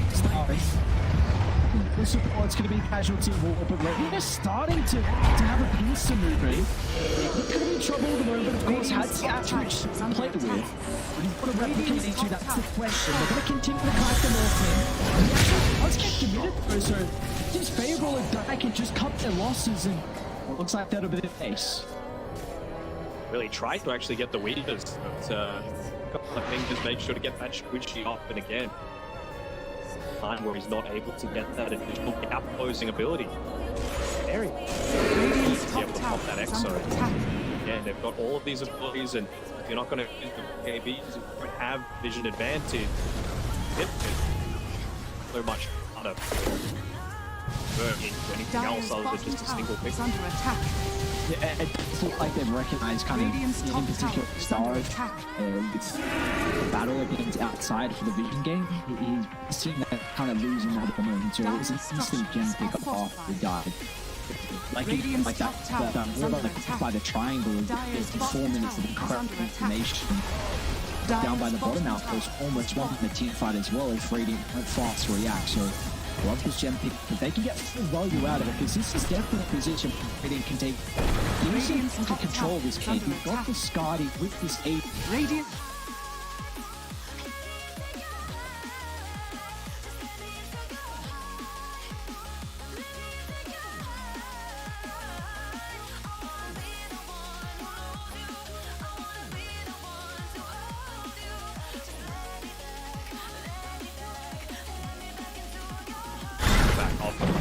Bottom tower is trying to pick up the straggler.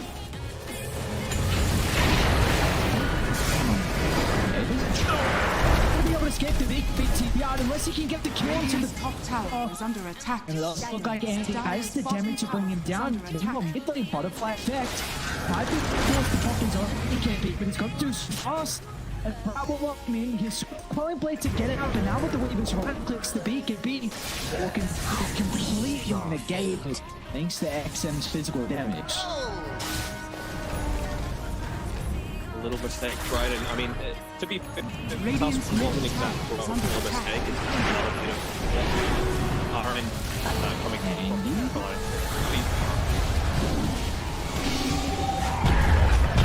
It might not be we get a lot of distance away to the chains, and exactly right, what are the points? They're starting to funnel on through, but they're just taking way too long to protect the timber. Well, they just didn't have the tools to do so, right? Once the Tusk blinking in really to accomplish, they didn't have any solid guardian. Morphling had no well, stand in on the front lines. Before is when they went for that jump in onto the take it out.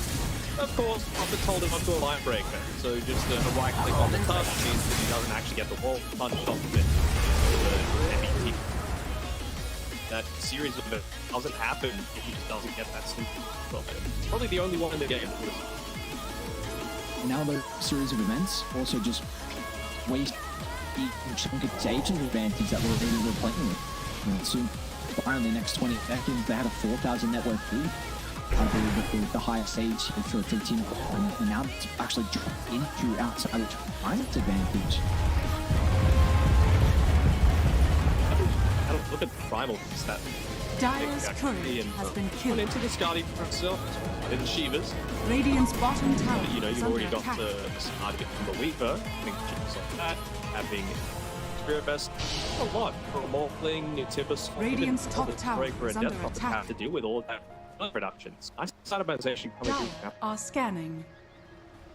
So much to have to deal with, right? That you have to choose what you expend your BKB, what you use method.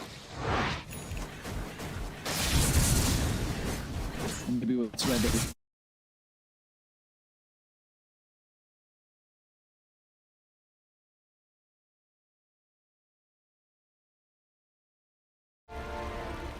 I'm gonna have that idea to force him. That's from China. I feel like they're strong enough to take a team fight. Circuit's 3. Of course, XM. Great position help out, and Aegor can instantly TP in as well. TP on cooldown for things.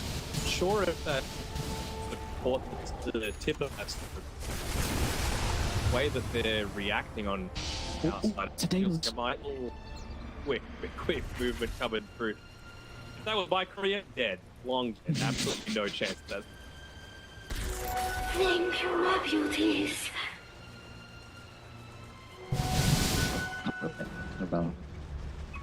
This feels like another one of those games where like Prime Beast wants a number of They're gonna see Aver in the tree line down Radiant's bottom. top tower is under Mercy attack. ward drop from the cliff. Dyer's middle tower is under Maybe. attack. What's happened? Radiant's We actually know where you are. There's nothing you can do. Radiant's bottom BKB, tower is it's under not attack. there. The Dire gonna look to try and shove in top. You know, they'll give them the greatest position, but we'll see whether they can get the kill. 6 seconds with the Team Cloud to work with. What I was saying before about Prime Beast, obviously it's great that he's got the Shivas, right? They are. It's what they feel like they're most concerned about. If you're worried about the Timbersaw, you would have to imagine that Agatha's is like a thing that they want, right? Just for that extra Yeah. break. That's now at the start of this. I actually haven't checked. Is his break purgeable? Because I know there are some in the game that you can dispel. Not too new over here.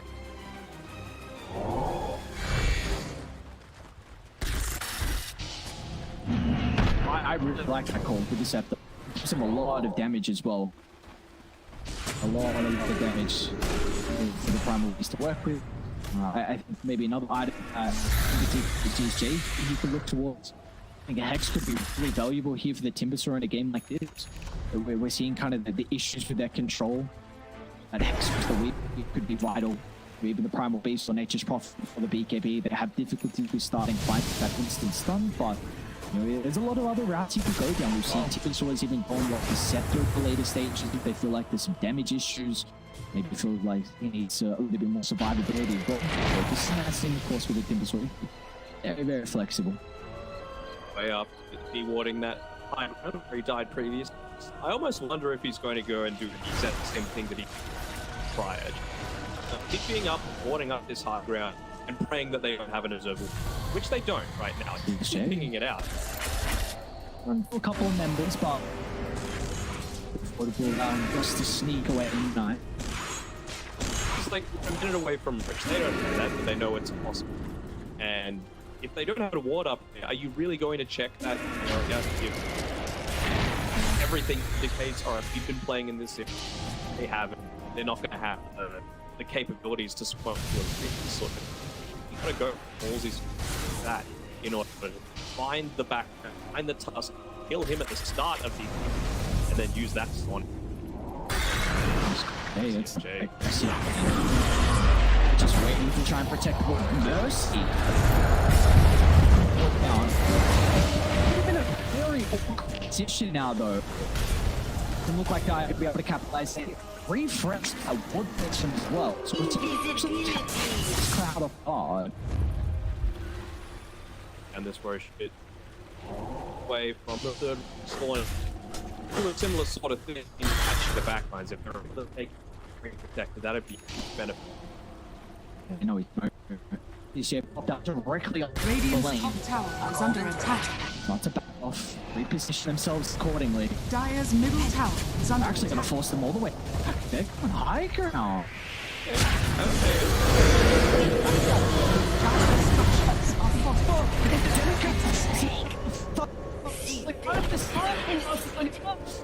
XM would jump to start the fight. Radiant structures are This could fortified. be disaster. Dire's middle tower is under attack. With the one right Radiant's click top tower is on under Wolfling there, attack. Dire's middle 170 tower damage coming has fallen. with the helping of that Daedalus. And Dire's middle barracks are under attack. yeah. Dire's middle Actually, barracks so the spirit damage should be plentiful as long as Mercy can catch the team.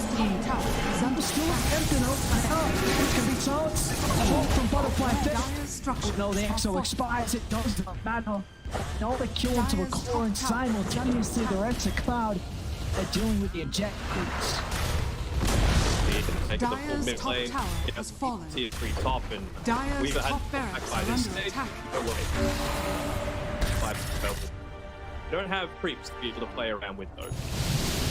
So it's not the greatest. The big profit ends up going down. He did his job, keeping the lane pushed out. That one wave. Radiant's Keep it courier locked. has been killed. That more thing replicated. Yama himself still got a couple of leaps. Ciaro past. He's making it work for it. We're gonna go back for Roche side. Don't worry about this for honor.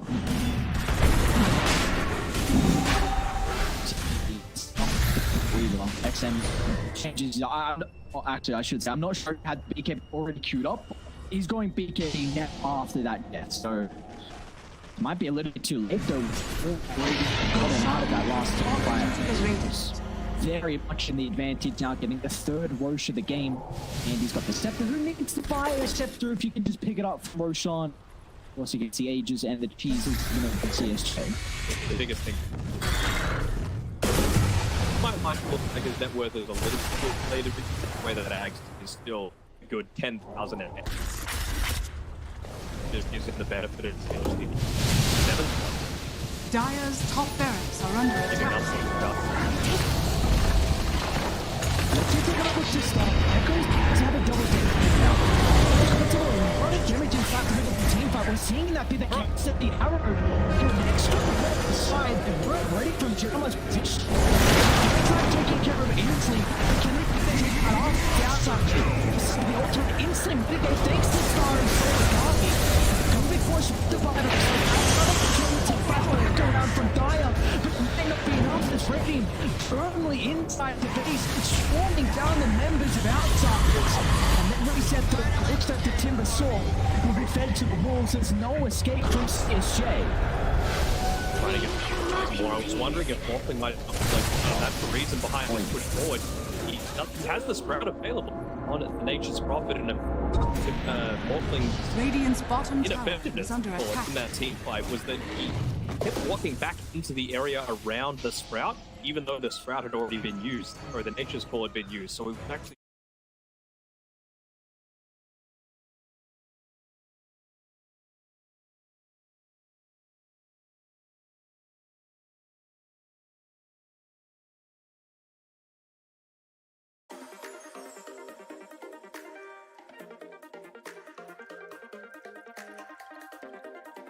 issues though. It feels like every fight when they can get a good solid guardian usage.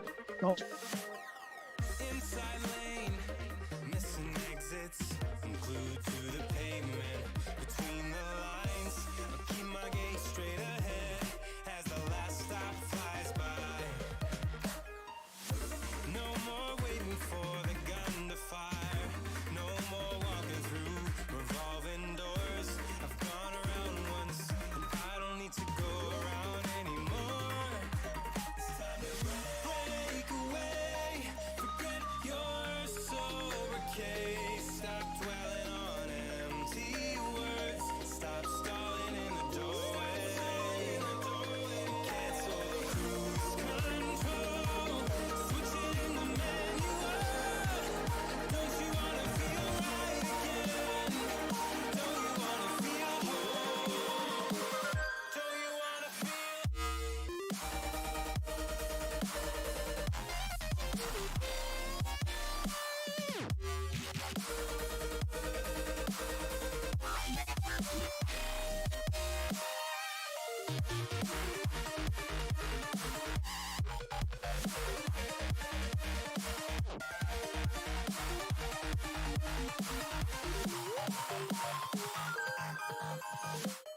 Full steam through the setbacks.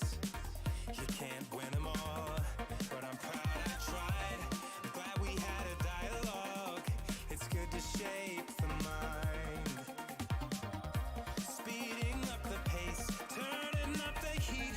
Where I need to be for the first time. Taking risks, I'm casting. super. They feel like someone coming to try and address them. Someone's gonna get a pick. on the on up. Really quick is under a 2-foot power. The fight can turn it here now. The more points is up. Next up, he will be able to survive the bump for the force, but can he get out afterwards? The overgrowth perched off for the moment. It's all to play for reform, but it's full retreat out of Team Cloud. You've got to call it quits. The Dire will catch up. Exit is on the charge. But actually double backing the X's and then didn't control the lock lever in place, but it doesn't look like they have enough.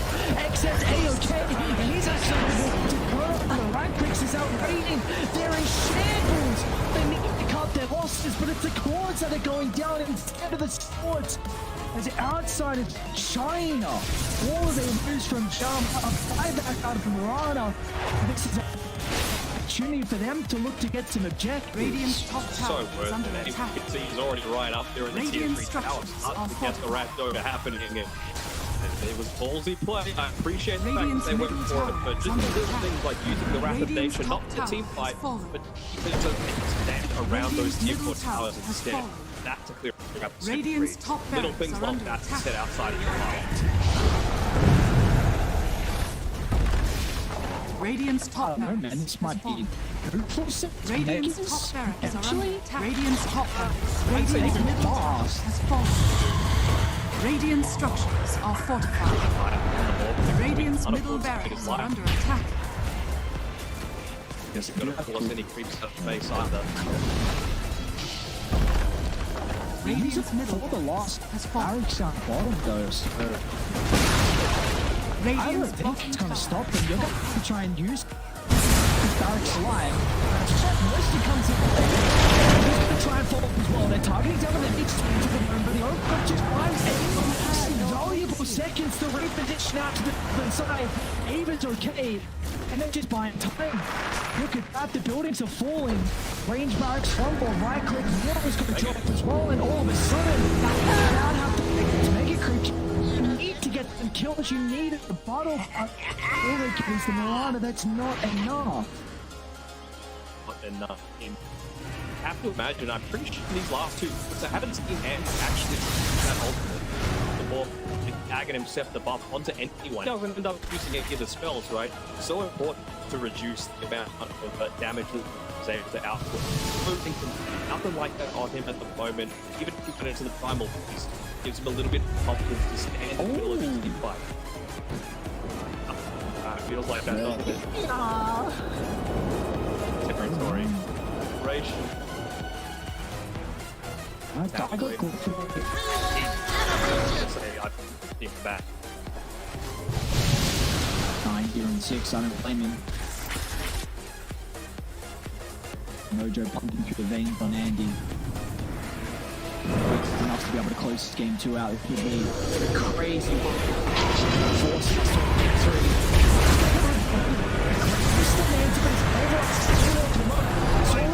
Is it enough to keep him alive? Andy's going really reset. The important thing, the rest of the crowd, they're stuck inside the base. CSJ's gonna go down.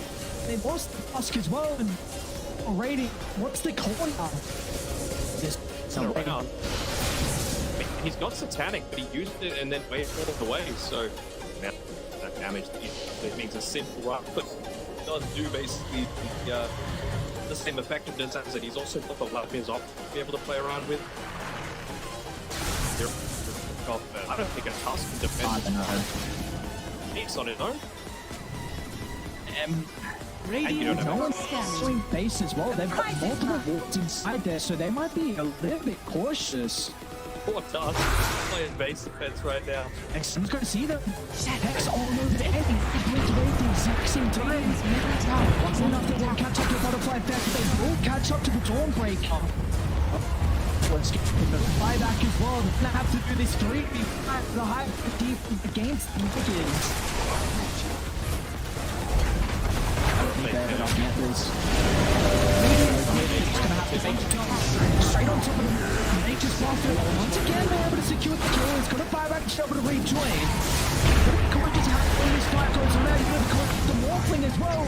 Die up straight on top of him. No hesitation. We're taking Andy and the Rapier out of the equation. Him going down. The game will be at their class for back. With the boys from Outsiders from China will be able to take their first series victory of 2-1. First death on the Morphling ends up being the one to close out the game. That team fight, he did use the ultimate, the Aghanim Scepter, and I believe the Weaver, but the damage was done at that stage, and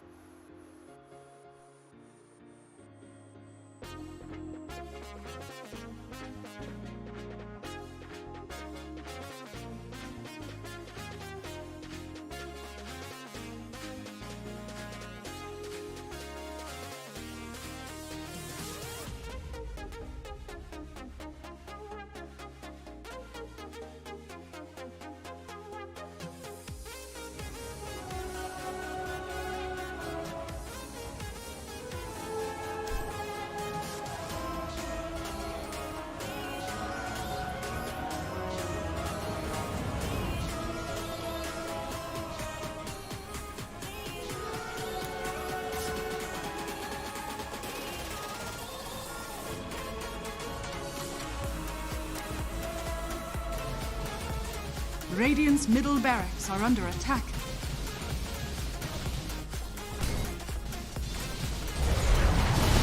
Radiant's middle barracks has fallen. Radiant's middle barracks are under attack. Radiant's middle barracks has fallen.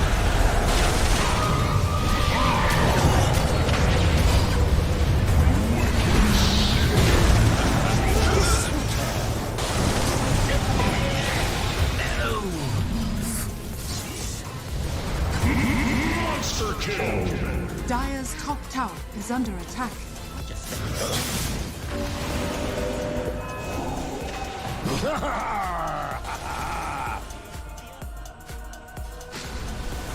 I will say thank you, but I recognize no debt.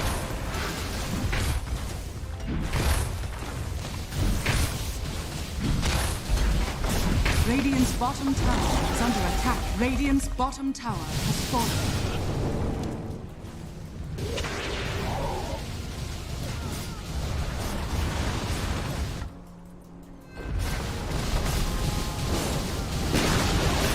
Radiant's bottom tower has fallen. Radiant's bottom barracks are under attack. Radiant's bottom barracks has fallen. Radiant's bottom barracks has fallen. Thanks.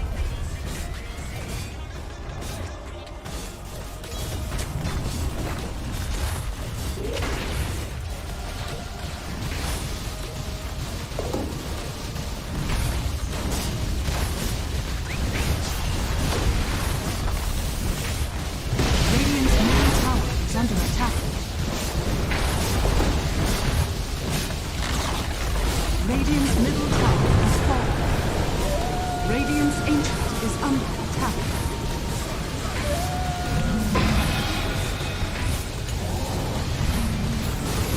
Dire victory.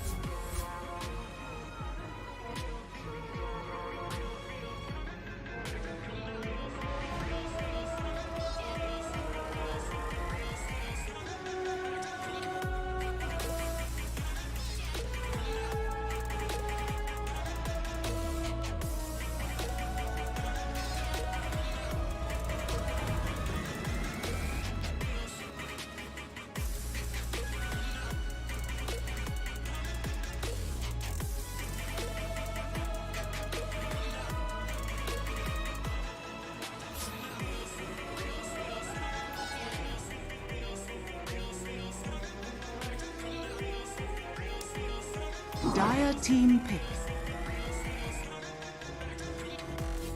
You know, glad I was that the Division 2 teams were letting the Brood go, the Lina go, finding ways to deal with it. Usually in Division 2, what happens is that teams strictly follow the meta. You know, they don't allow themselves to grow in that way by allowing something to go through. But, you know, as I said, this is awesome. People are not just blindly following the meta. These two teams just completely blindly follow the meta so far.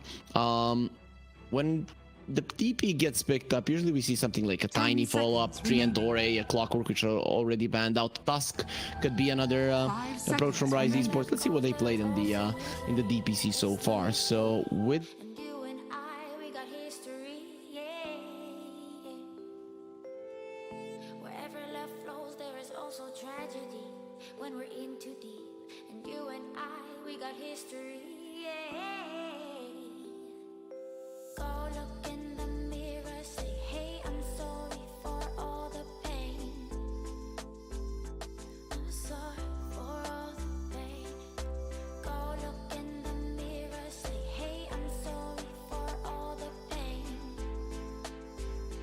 I'm sorry for all the pain. Go look in the mirror. not so far. Interesting. Usually when you see a DP, you think of burst damage. And yes, if the fight is long enough, Battle Ranger's damage sometimes can be burst. If you have like 5-6 stacks on someone, you fly over them, they lose HP like super fast. But it is not a hero you think about when it comes to bursting people. And now you don't have a burst for the Death Prophet, so I'm kind of scared here for Sigma YNT. Curious what Rise Esports are going to be banning out. So here's the thing. When you have a pushing hero like a DP, and there's a defense hero on the other side, teamfight plus tower defense in the tree and protector. You don't want to allow your enemies to have too much tower push, right? Why? Because yes, you're good at taking down towers against the tree, and that is true. But what is also true is that he will slow you down, and a hero like a Beastmaster can match your pushing speed or even be faster than you, and then you're going to be losing the tower wars, which as a Death Prophet you don't want ever to happen. So understandably they get rid of that. Terrorblade, the best, one of the best carries to deal with the Death Prophet. Later stages of the game does immense amount of damage, buys the Skadi, and plus he's an illusion based heroes, meaning that your spirits, your exorcism is never gonna be latching onto one target, so the damage is gonna be split, simply making the hero not as good, of course, in the fight, because you're just not gonna be able to finish people off. Clark gets banned out.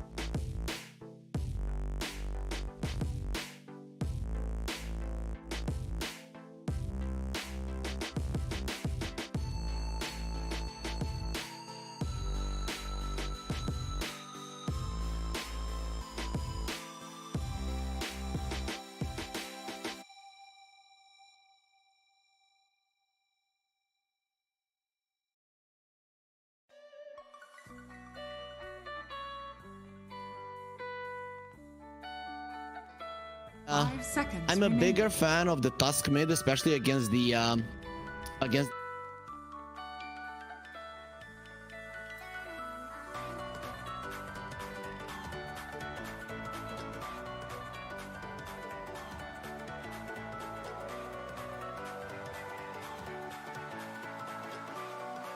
on these rotating types of mid laners. So Sigma, what's it gonna be? They ban out the Ember, so they can't pick it, even though it's one of the better heroes against the Tusk.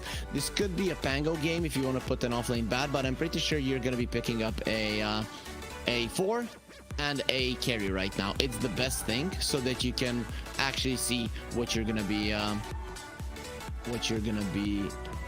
putting in the offlane, what you're gonna be putting in the mid lane, so that you don't leave it all to chance. So position 4 Sky.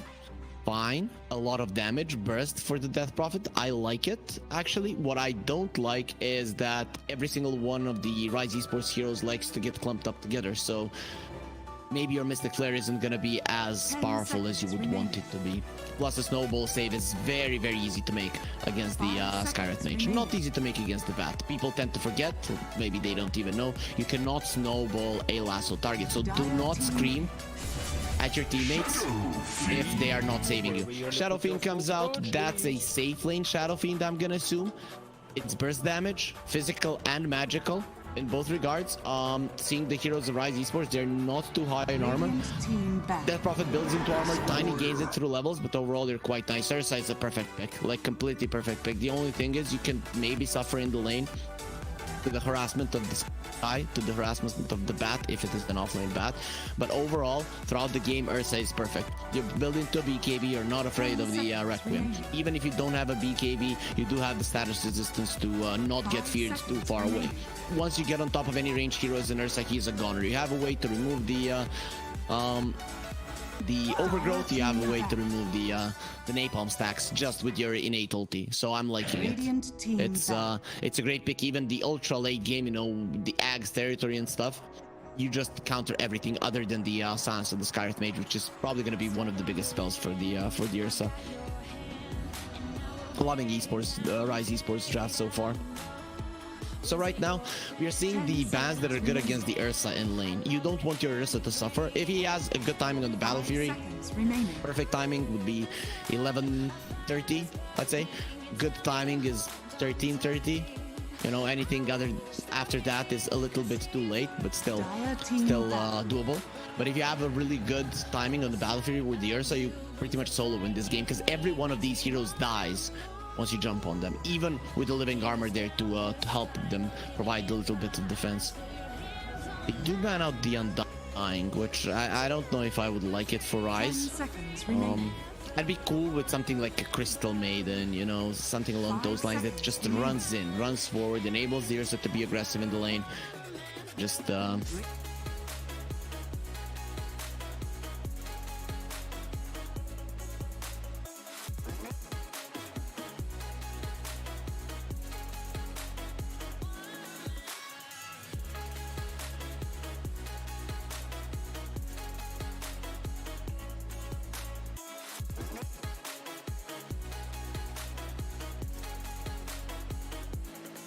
Step on the land, I've got your hand, and now we're way down, fade out, no. it's the mind.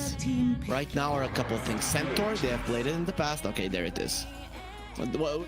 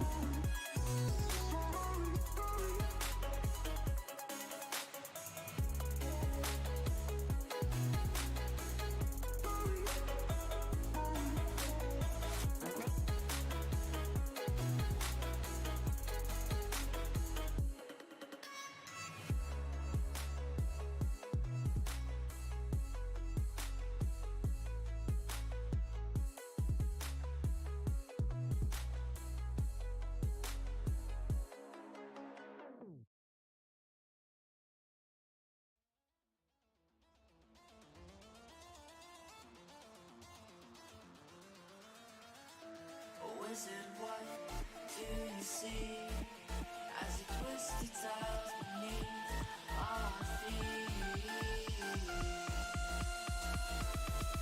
What do you see?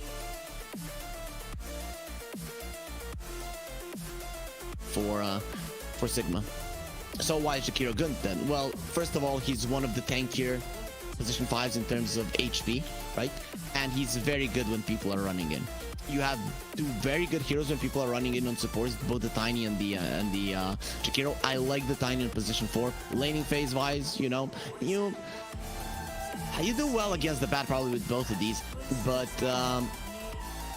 when it comes to Tiny mid, if you do not have a vision hero, it is a problem. Even though there are heroes that you can burst down, Bat, Skywrath Mage, Treant, all can be bursted down with the avatar. Don't have vision with the Tiny.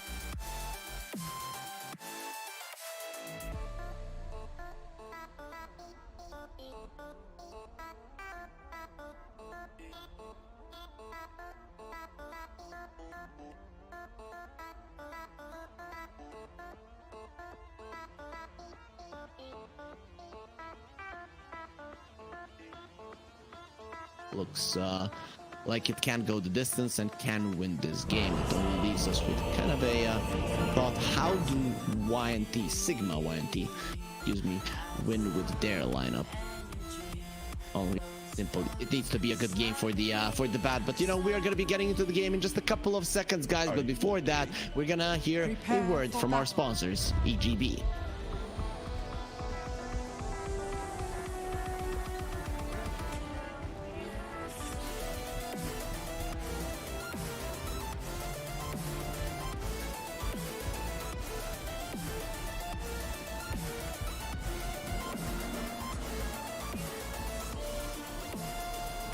And here we are in game number 1 of Sigma YNT versus Rise Esports, and Sigma are already in the enemy jungle.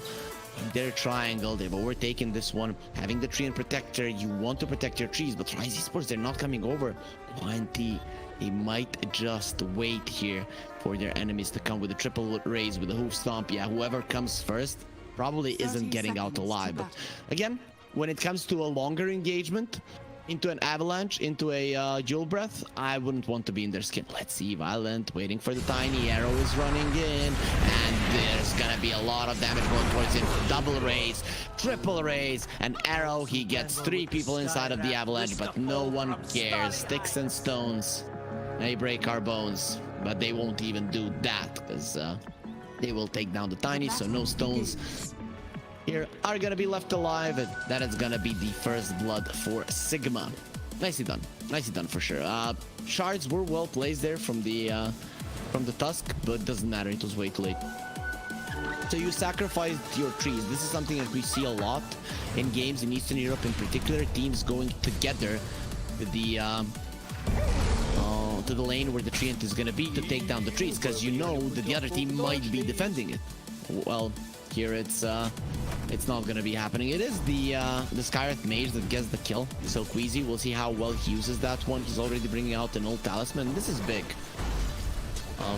Against the Ursa, when you have this fat frontliner on your side, the way that you want to play the lane is that you're constantly aggressive on him. If Ursa is around half HP, which he is right now, he can never go aggressive. And heroes like the Ursa, Monkey, Slark, they want to be aggressive, but you can't. So this is gonna be quite big. We'll see how much Black Archangel can do in this lane, but he needs to make sure that Kuropatic is just as low. And looking at the odds here, we are seeing that Rise Esports are favored probably as a team. I do slightly favor their draft. Oh, Black Archangel, very manly headphones there for him. Already we see a dive. This is a mistake that sometimes can happen, that you think you've stacked up someone so much, but level 1 sticky napalm is so weak that even when there are 10 stacks on someone, it doesn't do all that much damage. So you need to be very careful. For you, he went aggressively, didn't do much to him. One thing that I didn't touch upon in the draft, so that could go into Sigma's favor, is their potential for the lanes to go well. Their lanes don't have to go well, but there is a potential, right? Treant and the Shadow Fiend are no pushovers. They're insanely strong. You're gonna have to go for some shenanigans by arrow here in the lane to make sure that the DP has a solid time. The Bat versus the Tusk, yes, I do favor the Tusk, but, or slightly favor the Tusk, but against the Bat,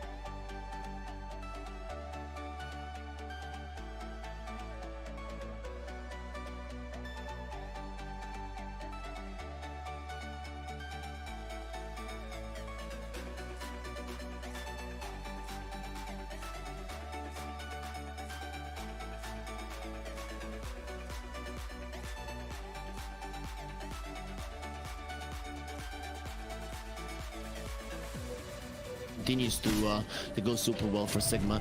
They're even winning the mid lane and there were no kills. Usually we see melee heroes do well in terms of CS. The thing is, ever since they put the bat so that his sticky napalm actually does damage on an application, it has allowed him to last it a little bit easier. Either you're going sticky napalm hit or hit sticky napalm and you are securing the CS, so that's why he's ahead of the Tusk currently. And the 6-minute power rune, the first one, is going to be coming through soon. That's going to be a nice jewel breath from Black Archangel, but the blocks in. We all know that the Skyrate Mage is a very fast hero, but the ones that rule the sky for now will be the twin-headed dragon. He does have a mango, he can slow him down if he wants to, but Black Archangel, he has already understood his fate, and it's gonna be death. He's gonna be slain by Kuropatic, giving Sigma another kill. Meanwhile, there was a lasso used, but really no one died.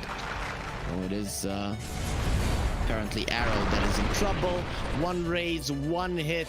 A hit isn't going to be coming through. He comes into the tower, gives him a lot of tankiness there, because when you have 0 armor, 3 armor is just insane. Bad. Level 6, needs to be careful. Does have the Firefly and will be able to get himself out of the shards there, but immediately he gets the taste of his own medicine. Dragonfire, not to be underestimated. DP dropping low on the bottom lane. TP from the Tusk, and you have gone a little bit too far, Violent, and now you're gonna be meeting yourself with this guy. He is almost killing Dodgen, but Dodgen will be fine. Blizzy wants to go for more. Chain Protector in a little bit of trouble, but he'll get himself into the trees, go through them as well, and be protected by his brothers. No points in the living armor, interestingly, but this is how you want to build if you want to be aggressive in lane. He's probably going to be getting 1 or 2 points from now on. Nice DP. Gets Rise Esports on the board and gets the kill onto a very important hero. This is the thing that you very rarely see in Division 1. That is a big mistake. Usually a mid laner would TP, but you wouldn't be diving that deep when the enemy mid laner is level 6 with a hero that is great at rotating. And Dodger is not gonna stop. Nicely there, dodges one of the raises, and they're going forward. Violent just came back to the world of the living. He has to go for the Requiem. Going through the trees there. Violent doesn't know what to do.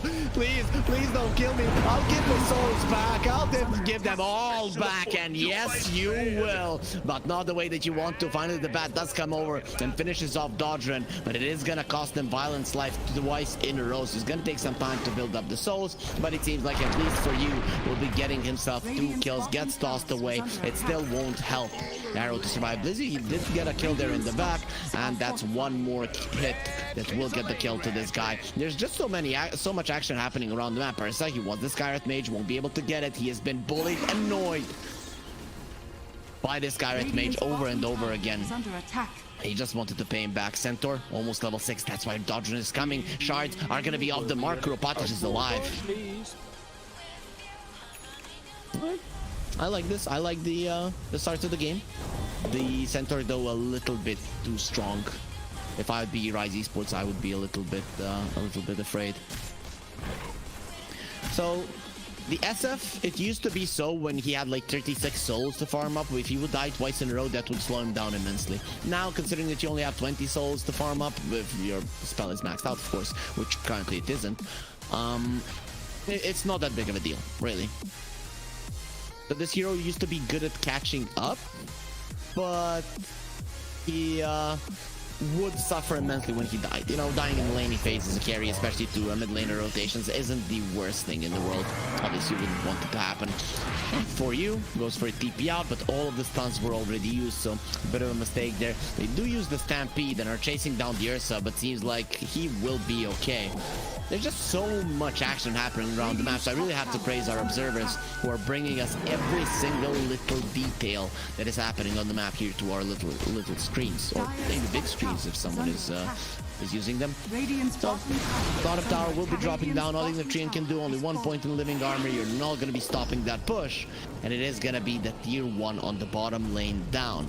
The last exorcism did do a ton of damage to it, and now they just poked it over.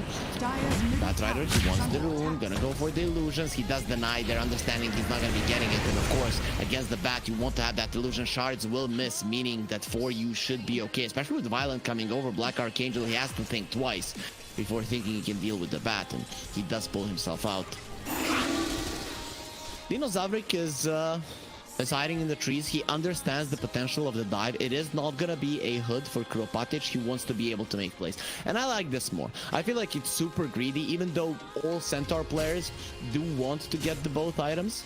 Just makes farming so much easier and you scale better later, but it's too greedy for my taste, especially when he's having such a good time. Who's gonna be creating the space for him to farm? Actually, it's better him to create the space for his two guys that are filling behind, which might be a problem in the long run.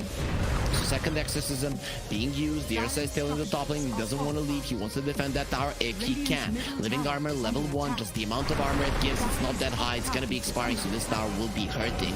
And they are diving the tree, and it seems like for you does have the travels to come back, but he's not going to be able to be there in time, and this tower is gone. It is actually gone. This is a big thing. Usually, Radiant's middle tower. When a mid lane tower falls, if you do not have a blink on your side, it's not that big of a deal. You cannot use the space, the map that has been opened, to get the kills. When you have a Tusk, Clockwork, you know, heroes like that, you actually don't care. This is a big thing, and Tusk can get into any area of the map so easily. And this is gonna be dangerous for Sigma.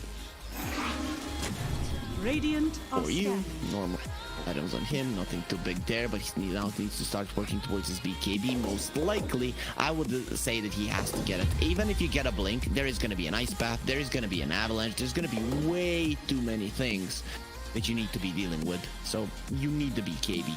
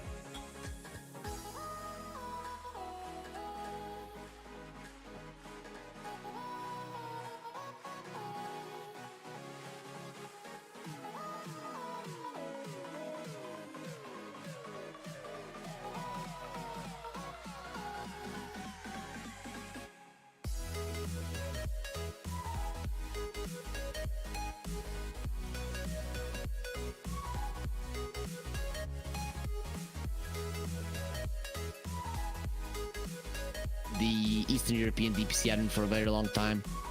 He's probably coming. Okay, this is doesn't sound too good. It's good that he's fine, but okay, there he's coming. He disconnected from Discord, so it was a bug or a internet drop or whatever for a second there. Computer, internet, doesn't really matter. The thing that matters is that he is back and ready to fight yet again. I don't like that Sigma are just like, he's probably coming back. Like, if he doesn't, that's fine. It's not fine. You will play 4 versus 5. They'll probably lose because of it. Go. Okay. It is time to go again, and the game will continue. We have had a little bit of a ceasefire. Between minutes like 5 and 10, constantly there was some brawling, you know, and a lot of kills resulted from it. But now we have had a little bit of a ceasefire for the time being. They found the treant, and as soon as I said that one, it is going to be Master going down, but the Stampede is running. Here comes the cavalry. We will avenge you. And the one that has lain with it will do so much damage now releases the souls. The snowball is going to be coming through, but a little bit too late. He takes some damage. It's going to be a 1-for-1. Shard to connect quite nicely. There is going to be a lasso. They're going to try to finish him out. The missing flare was on the mark, but Dodgen does leave as soon as the lasso is gone, and they kill the SFD. Being out for you will be successful at doing it. The snowball doesn't come towards him on time, and I don't know what that is, but it seems like a fraction of ice will go towards the fountain. I thought it hits his heart and then he dies. Just of course that doesn't happen in Dota, but you know, a guy can dream for cool things to happen from time to time. But we see that Prophet doing a lot of damage there, SF as well. In the end, it will end up with Rise Esports getting the better of the trade. So 13 minutes in, I don't know how Ursa is doing in terms of in terms of Battle Fury timing. Hopefully we do get the info on that one. He did find the Possessed Mask, which is a nice item for the hero for sure. So he's gonna be happy with it.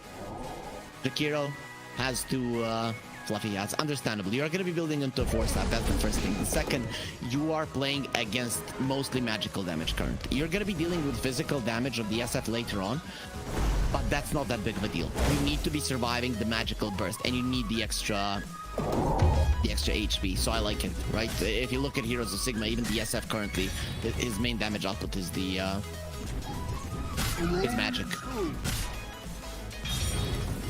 So guys, the way that you deal with physical damage, obviously armor, magic damage, HP.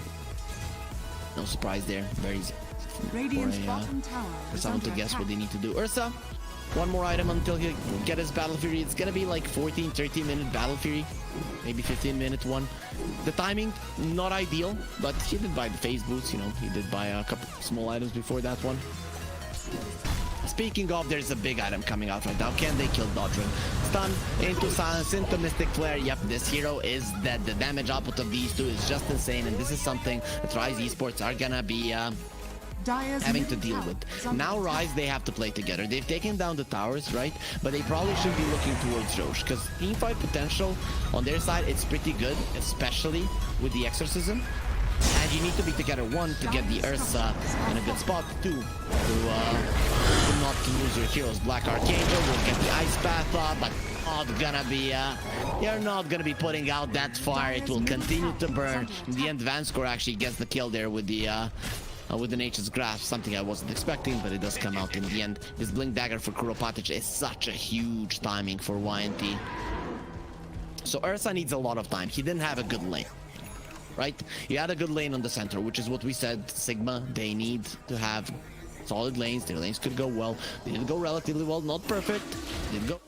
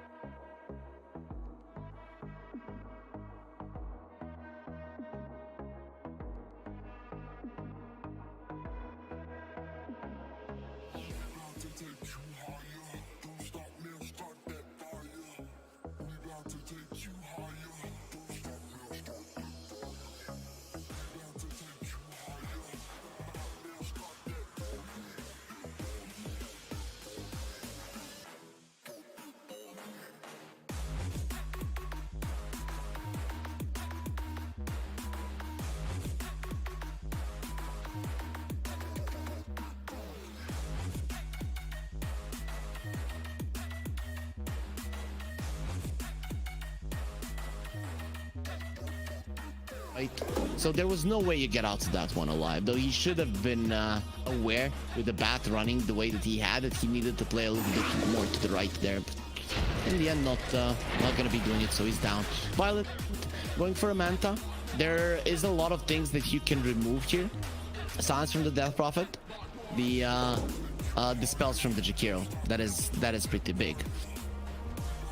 So we'll see if also slow from the Ursa could be a big one to remove as well.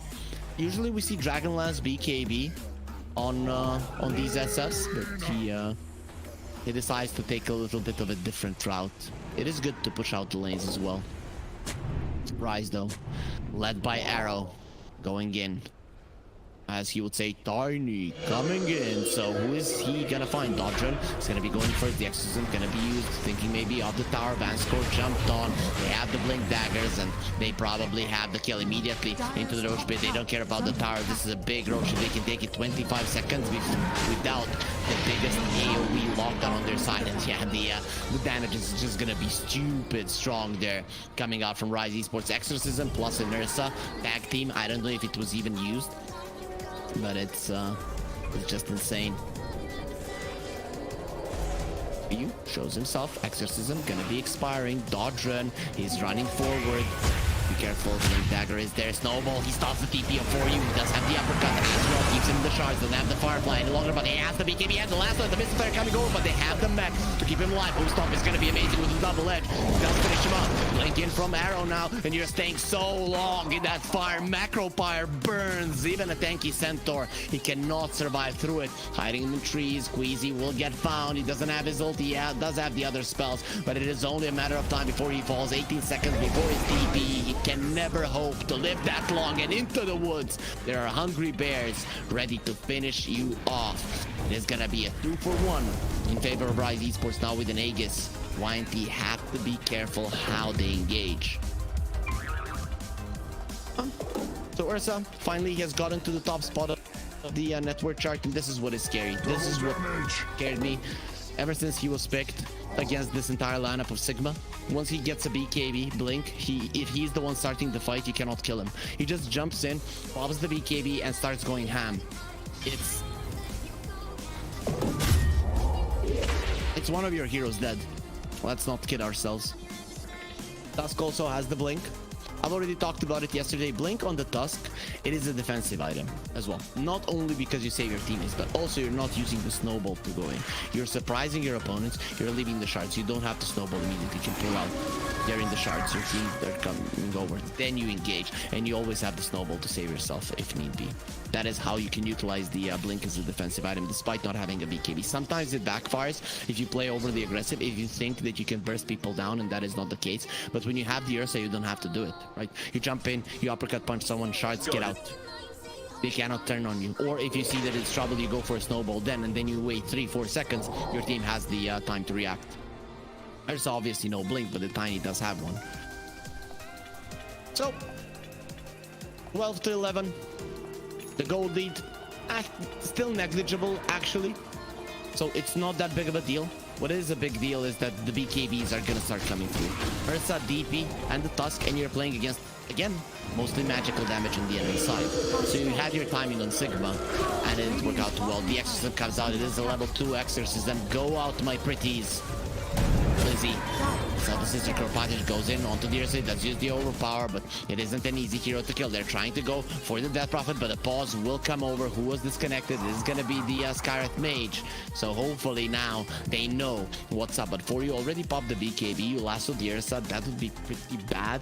You lasso Blizzy, he might already be too far out here. So I'm not gonna debate. If he lassos Blizzy, if he lassos at all, the Tusk is jumping and punching him. That's what's happening here, and that is the dangerous part. He will jump in, punch him, and go for a snowball immediately on the closest target. Look at how they're hiding. They're waiting. Oh, they're not even under vision. You can see Dodron. He's calm. He knows what his job is. Doesn't really have anything to use the snowball on, but he's okay. They see Vanscore. Scratch that, so you can use the snowball on Vanscore if it does come to it. Again, repeating, you cannot snowball a lasso target. Lasso just works that way. You don't really save people with a snowball from it. So, coming back there, Wheezy will be coming back into the fray. Still has his ulti. The ulti on the Sigma side is available. Necropyre was already used, but the was used somewhere else, probably in the mid lane or something, because Jakiro is only now going to be joining the fight. So currently it's effectively 4 versus 5, 5 versus 5 if you count the Aegis, but the Jakiro is coming from the side. Go when ready. Violent is ready. Yeah, I'd be ready from back there as well. Go, guys. Let's go. Fight them. And I'm going to stay here in the back. And the jump onto for you. And for you is getting low, but he will survive in the end. The Stampede will keep him safe. And Arrow will be the first one to get taken down. Vanscore dropping low. He's stuck in the trees. He'd like to go through them. Why are you not letting me through, my brothers? Well, he took a lot of damage, and his appearance seems to have changed there. From all the damage Rise Esports did to him, it was so close to the bat to die. In the end, he lives. This is why I thought maybe they're gonna wait for the lasso. In the end, wasn't the case. But with the Stampede, he gets himself out. That's support kill and an Aegis. You're fine, but you're losing a tier 2. And when you have the DP lineup, any kind of pushing lineup, this tier 2 is what opens the map. It kind of secures the next rush will go away for you. Is in trouble. Doesn't have the Firefly for too long. He might have it just enough to get out of the shards. Will be the case. Ursa comes over for you.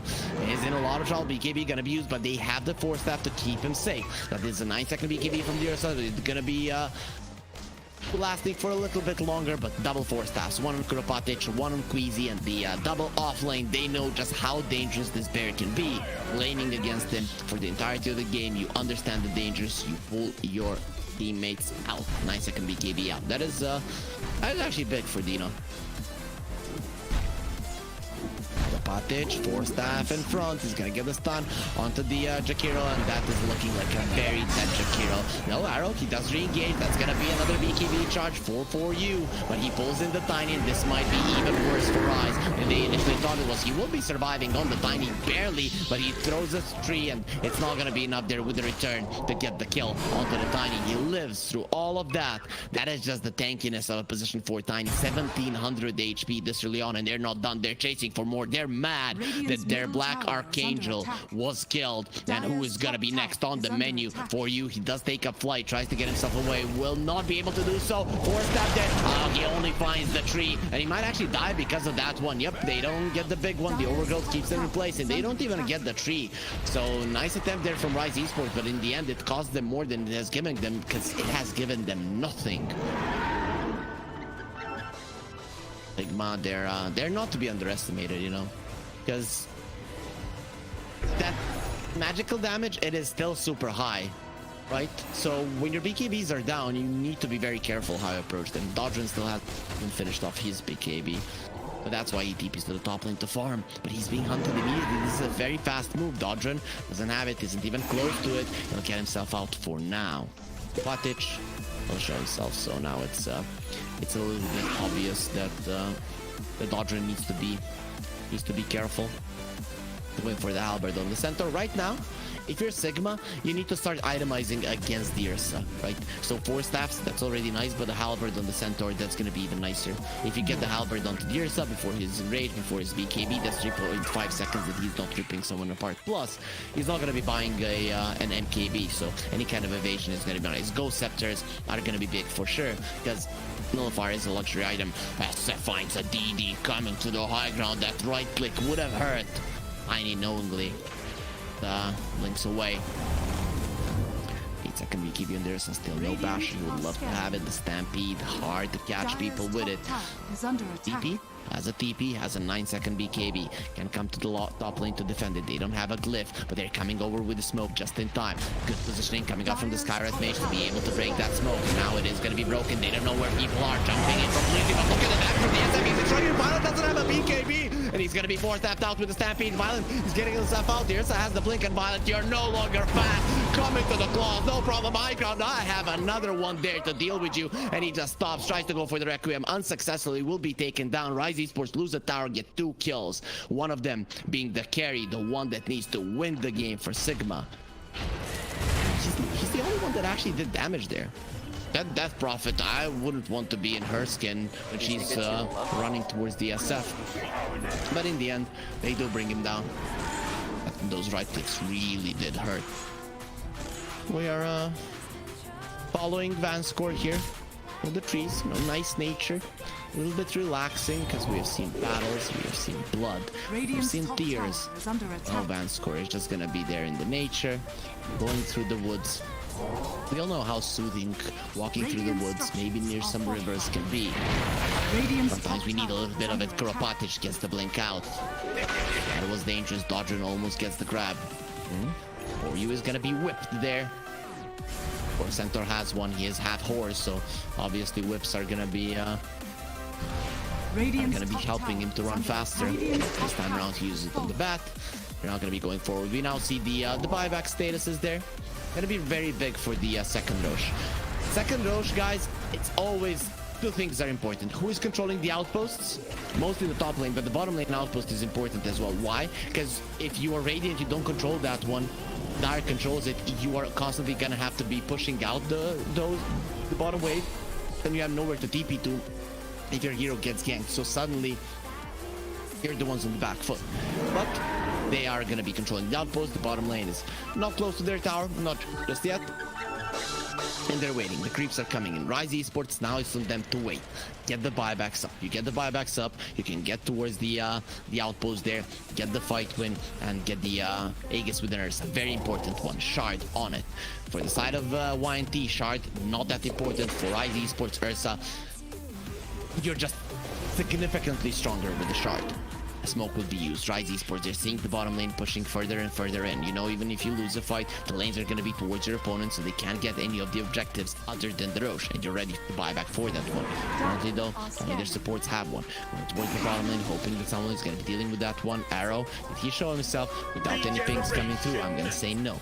Bringing out that one, and finally Dino is going to be making his presence known. Jump in, lasso, onto the Death Prophet. That is going to be a big one if they can bring her down, and they're trying to do it. But the burst damage, it was taken down, and now the bash shot of the SF, the force staffs, he needs those. He does have one of his own to get himself away, and he'll be fine. The Death Prophet was getting low, but with just a couple of spirit cycles, gets back up in terms of HP, and Kuropatic, the strong, the fast, the tanky, gets ripped through easily by the Ursa, and of course by this Death Prophet, and straight into the pit. They won the fight, they won the Roche. Rise Esports continues to dominate the game.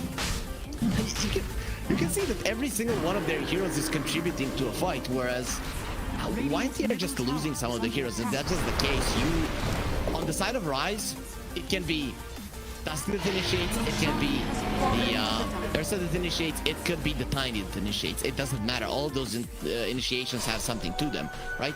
Ursa, if she initiates, he bursts someone. On the side of YNT, there's two possibilities. Okay, we're gonna wait for that one. Violent, he did get out of the last one alive. Snowball to the side, and here comes the Ursa with the bashes. The living armor is not gonna be protecting him. Ice Path only gonna be connecting onto the illusion, so the tree, and they're hiding in the trees, is gonna be fine.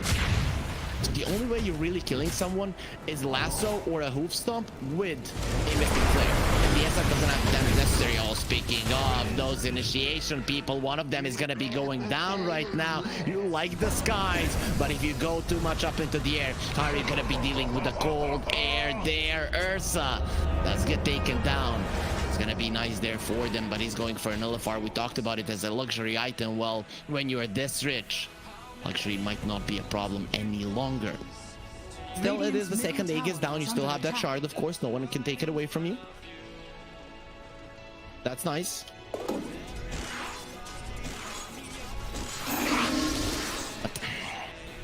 And it's so easy to read the map. Right now, if you Rise and you see the Skywrath mage on the map, you know that you're not gonna die. This SF needs damage. And first, he needs to get a BKB. Once he gets a BKB, only then Silver Edge or Daedalus. I think Silver Edge probably better for the hero, because you need the positioning as well. For Violent, he really needs the farm, but he is trailing. He is trailing behind Ursa so much. Once there's a Nullifier, it gets connected on you, you're gone. The Ursa pops the BKB, goes on you. Maybe the Stampede can save you. That cannot be purged off. But one bash, if there are no force staffs, you're...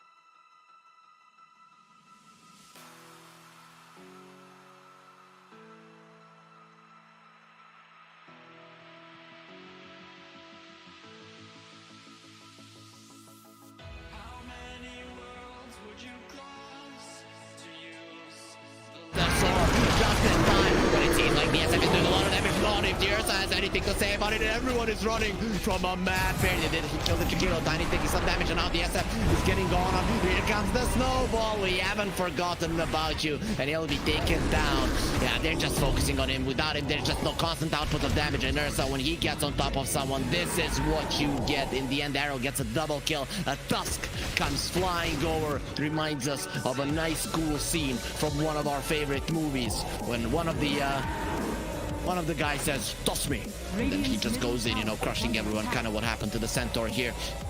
And immediately, with the exorcism expiring, doesn't really matter. The mid lane tower already low. All of the outer towers are gone. But potential for Rise. No exorcism, no Jakiro. This is probably going to be Rise getting themselves out. Let's see how confident they feel. They're maybe thinking we can get some buybacks out. Nullifier also ready. Skyrat Mage, you need to be careful. This Ursa can die. Yeah, it's enough. He was hoping he'd get some buybacks. Now he sees that's not going to be happening. Tower is going to be falling. You get out. If the Treant wasn't in play, you attack for another 5 seconds, then you go out. So, because 5 seconds before someone is alive, you could get jump. You might not be able to get out, and then you're in trouble, right? Of course, Centaur being dead, being the main initiation for Sigma, gives Riot Esports more time, but there is just no use going for that one. The Treant will heal it either way, so you're better off clearing out the map, getting more farm, getting more items, than staying there for a longer period of time.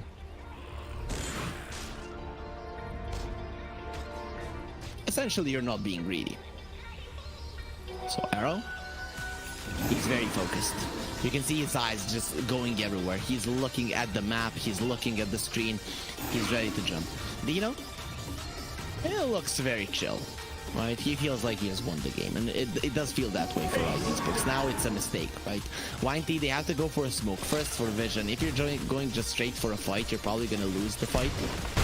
Green on the bat, that is big. Arrow, he's baiting so much. Black Archangel might be an easier grab. He wants to do it. Luna Cape is gonna be used. They jump in, Sentry, just in time. Let's see if they can get the kill. The snowball save is gonna be there. Stampede has been used, trying to run away or fight. We'll see which one. There is gonna be the ulti from the Treant. Lodasaur again. That lasso is always using it on himself, and the SM wants to use the ulti, but he gets kicked away.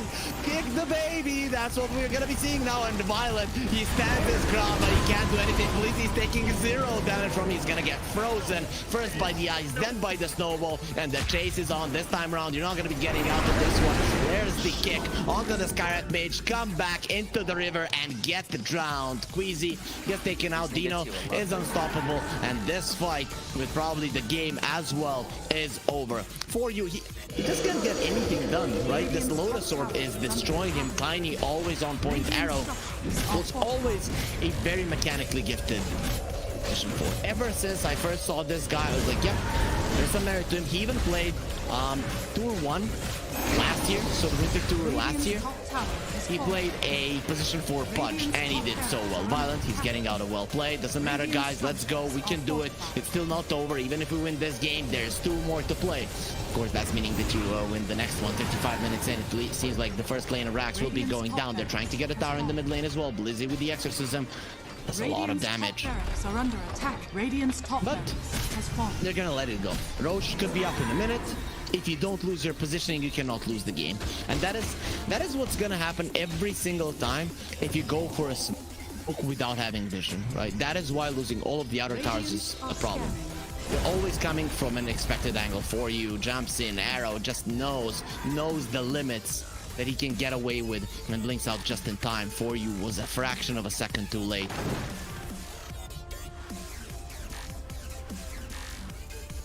So, Abyssal Blade done. You know, going for the Swift Blink. Very nice on the Ursa. Even when you don't have the overpowered charges, you still hit super fast. Very important for the bashes, for the Fury swipes to get deeper and deeper. SF. For a refresher, he understands that his ulti is big. BKB used by 4U, okay. It is a 6-second charge anyways, but he might die because of that. The kickback coming to our hands. They're just playing pinball with this guy, maybe even volleyball. It doesn't really matter, but they don't see him as an opponent. They see him as a plaything, and they're coming over. Ulti from Violet. Everybody's afraid, and they might kill Arrow, but then they come to the conclusion, hey guys, we are stronger than them. No reason to run away from these guys, and the Ursa coming over. The Ogre Seal Totem is going to be protecting them, but your force staff is worthless. It's gonna be dropping down the Mystic Flare. It tickles the Ursa as he rips apart Queasy. Cute little magic against the sharp claws of the bear. We know which one is gonna be coming out ahead, which one came ahead. Arrow also popped back in that fight. Rise Esports, they're ready to go again. Unfortunately for them, Roshi's not gonna be spawning yet.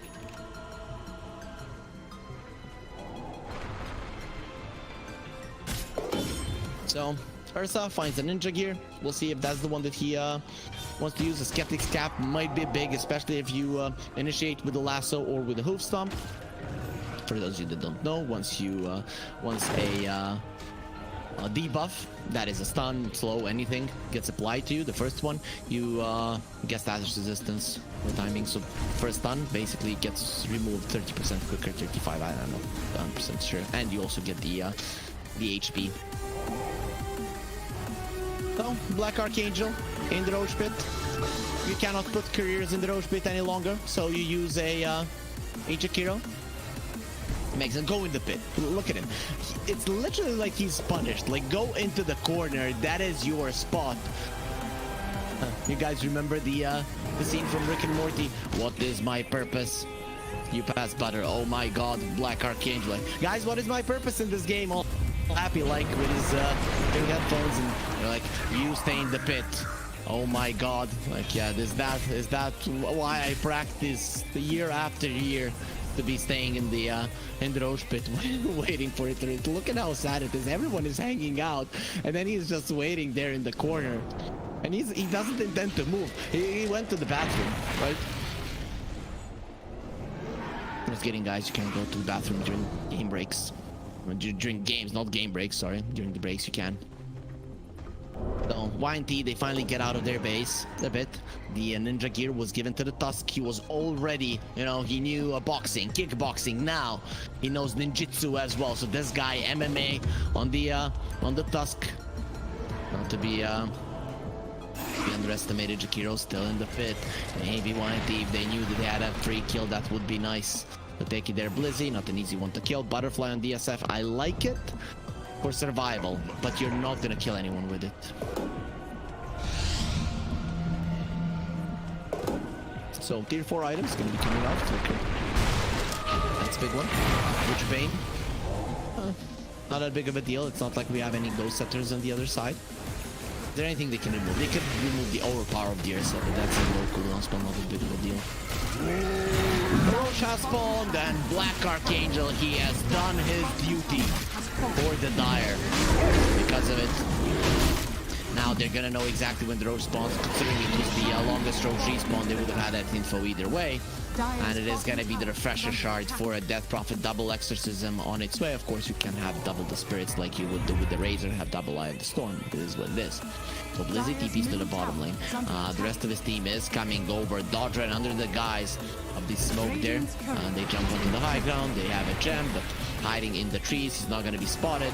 And Dodger doesn't find anyone. Has a DD in the bottle. Has a Deso in the backpack.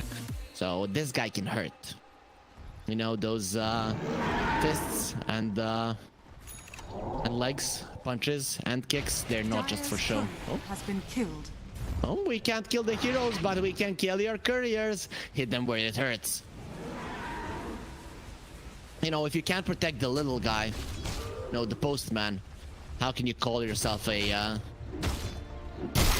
big force here? Rise Esports, that's gonna be going into their ego, but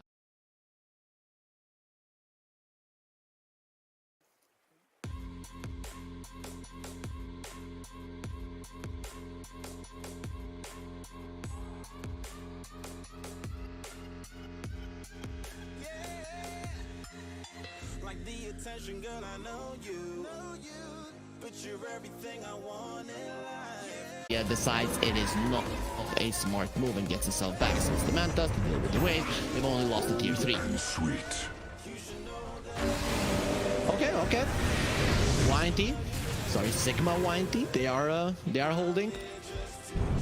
There is a cart on the Centaur. Aghanim is there, so he can protect his SF. Keep him from the catch of Dirsa. They did find the Batrider there. Jumping from Kuropatich. He hasn't found anyone. They lost the bat. Has a buyback if he wants to join. But Kuropatich now has been caught. Nullifier a little bit too late. The second force step not going to be doing anything, but the disarm on Dirsa will. He's enraged. Does have the status assistant. Kuropatich will be left alone. He gets the blink out TP away. The other side, another exorcism. They use the refresher shard.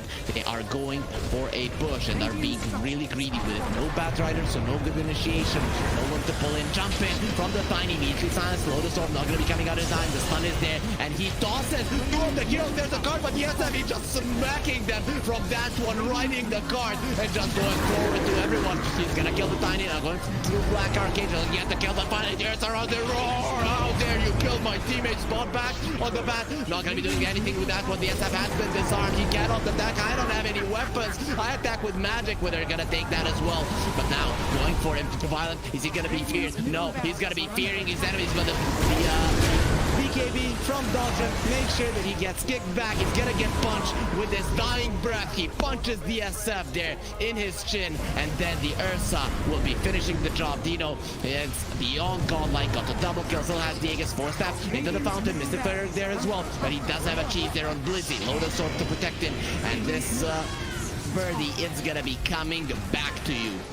Radiant's middle barracks. Violent comes forward. They still have one lane of racks left to take. 69 seconds until you have the exorcism. No buybacks on Sigma, but they have their SF. What can Violent do? And he do something here. He doesn't have a buyback. He needs to be very, very careful. He dies. This game is over, but this game might be over either way. He goes there with the hits. Fierce Lizzie, who's gonna be running forward. Violent has a force staff to keep himself safe. Dirsa doesn't want to jump in. He's going for the GG. Tier 4 towers. One of them is dead. Kuropatich comes over, who's gonna be jumping on no one. Ursa jumps out, and for now he's just protecting his teammates. 30 seconds left on the Aegis. YNT, they cannot go forward. They cannot leave their base. It's very hard to play Dota now. Violent, what are you doing? You don't want to be there. Nullifier is gonna be on him. He disarm onto the Ursa, but he did use the enrage. He's not gonna be lasting too long. Violent, his wounds are deep, but he's gonna be in the cart. He's driving around. He's having a fun time, but that cart will expire. Not gonna be getting out of that one. He overbuilt onto the Ursa. The force that they do get into the high ground. It's purging every half a second, so we'll be able to get away from Dirsa. Kuropatich going for Black Archangel will kill him. You haven't been able to protect him, Dino, but he is able to slay this guy after he has lost his teammate. Lasso will come through, but it's not gonna last for long. The Lotus Orb is there, and of course, the small enrage is there from the Earthshock. Dino is fine, just gets the Earthshock out in time, and it is gonna be YNT not getting the pullback on the Ursa. That could have actually been a kill if he didn't use it. Kickback, gonna be there on Kuropatich. He still has the cart if he wants to use it, but who are you going to be using it on? He cannot get out of this one alive, especially with the bundle of trees dropping on top of him. You have lost two of your heroes, but the third one that is dead, it is going to be coming back fairly soon, and it is the Treant Protector, but can he protect anything? Or is this game beyond protection? They do have living armor put on the SF. He's not putting it on the towers. He knows the SF is the only way that they're going to hold this ground. He needs to be the tower. He needs to be the defense of this ancient. Smoke from Rise. They want to find the engagement. They get a kill on the SF. The game is over, but he's staying inside of the fountain. Very smart. Kick back. They found For You, and we haven't found him because he has been erased from the map. Violent coming over. Now they know exactly which one is real. It's the Manta Illusions. They are gone. Toss back from Marrow here. It's found it, and Dino goes in. Nullifier doesn't come out in time. They have the shards. Violent, he's waiting for another force step, but Fanscore, he takes it himself. Go back into the fountain. Then the Pizarro's call GG. Here's some trees and under there. Gonna kill Vansker. Actually, not. The throne falls before it. And Rise Esports, they claim the victory. 41-22, 46 minutes and 27 seconds, and a 34,000k gold lead for Rise will be enough for YNT. Sigma YNT to finally give up on this game, though.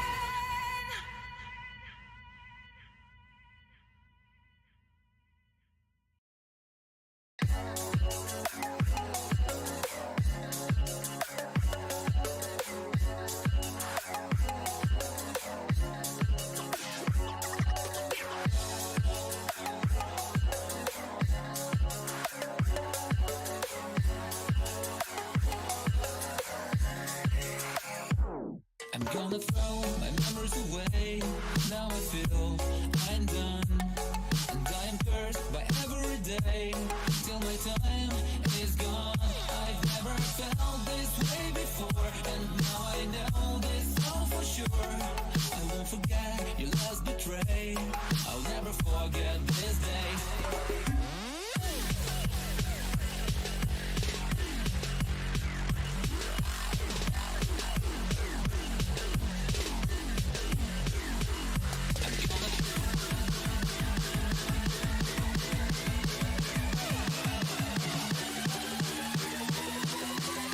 I'll never forget this day.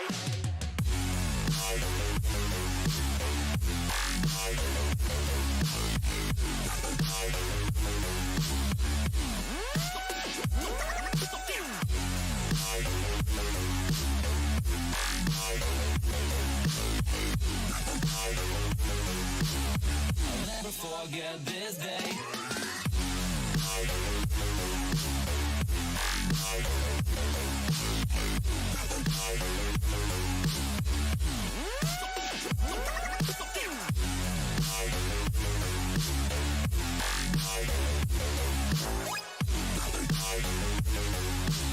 I'll never forget this day.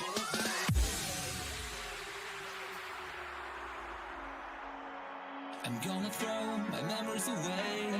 Now I feel I'm done, and I'm cursed by every day till my time is gone. I've never felt this way before, and now I know this all for sure. I won't forget your last betray. I'll never forget this day.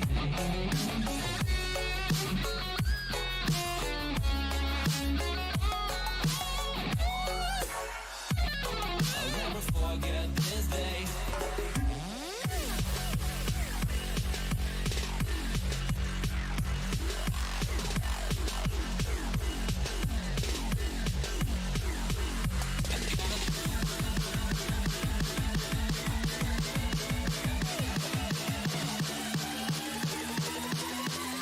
I'll never forget this day.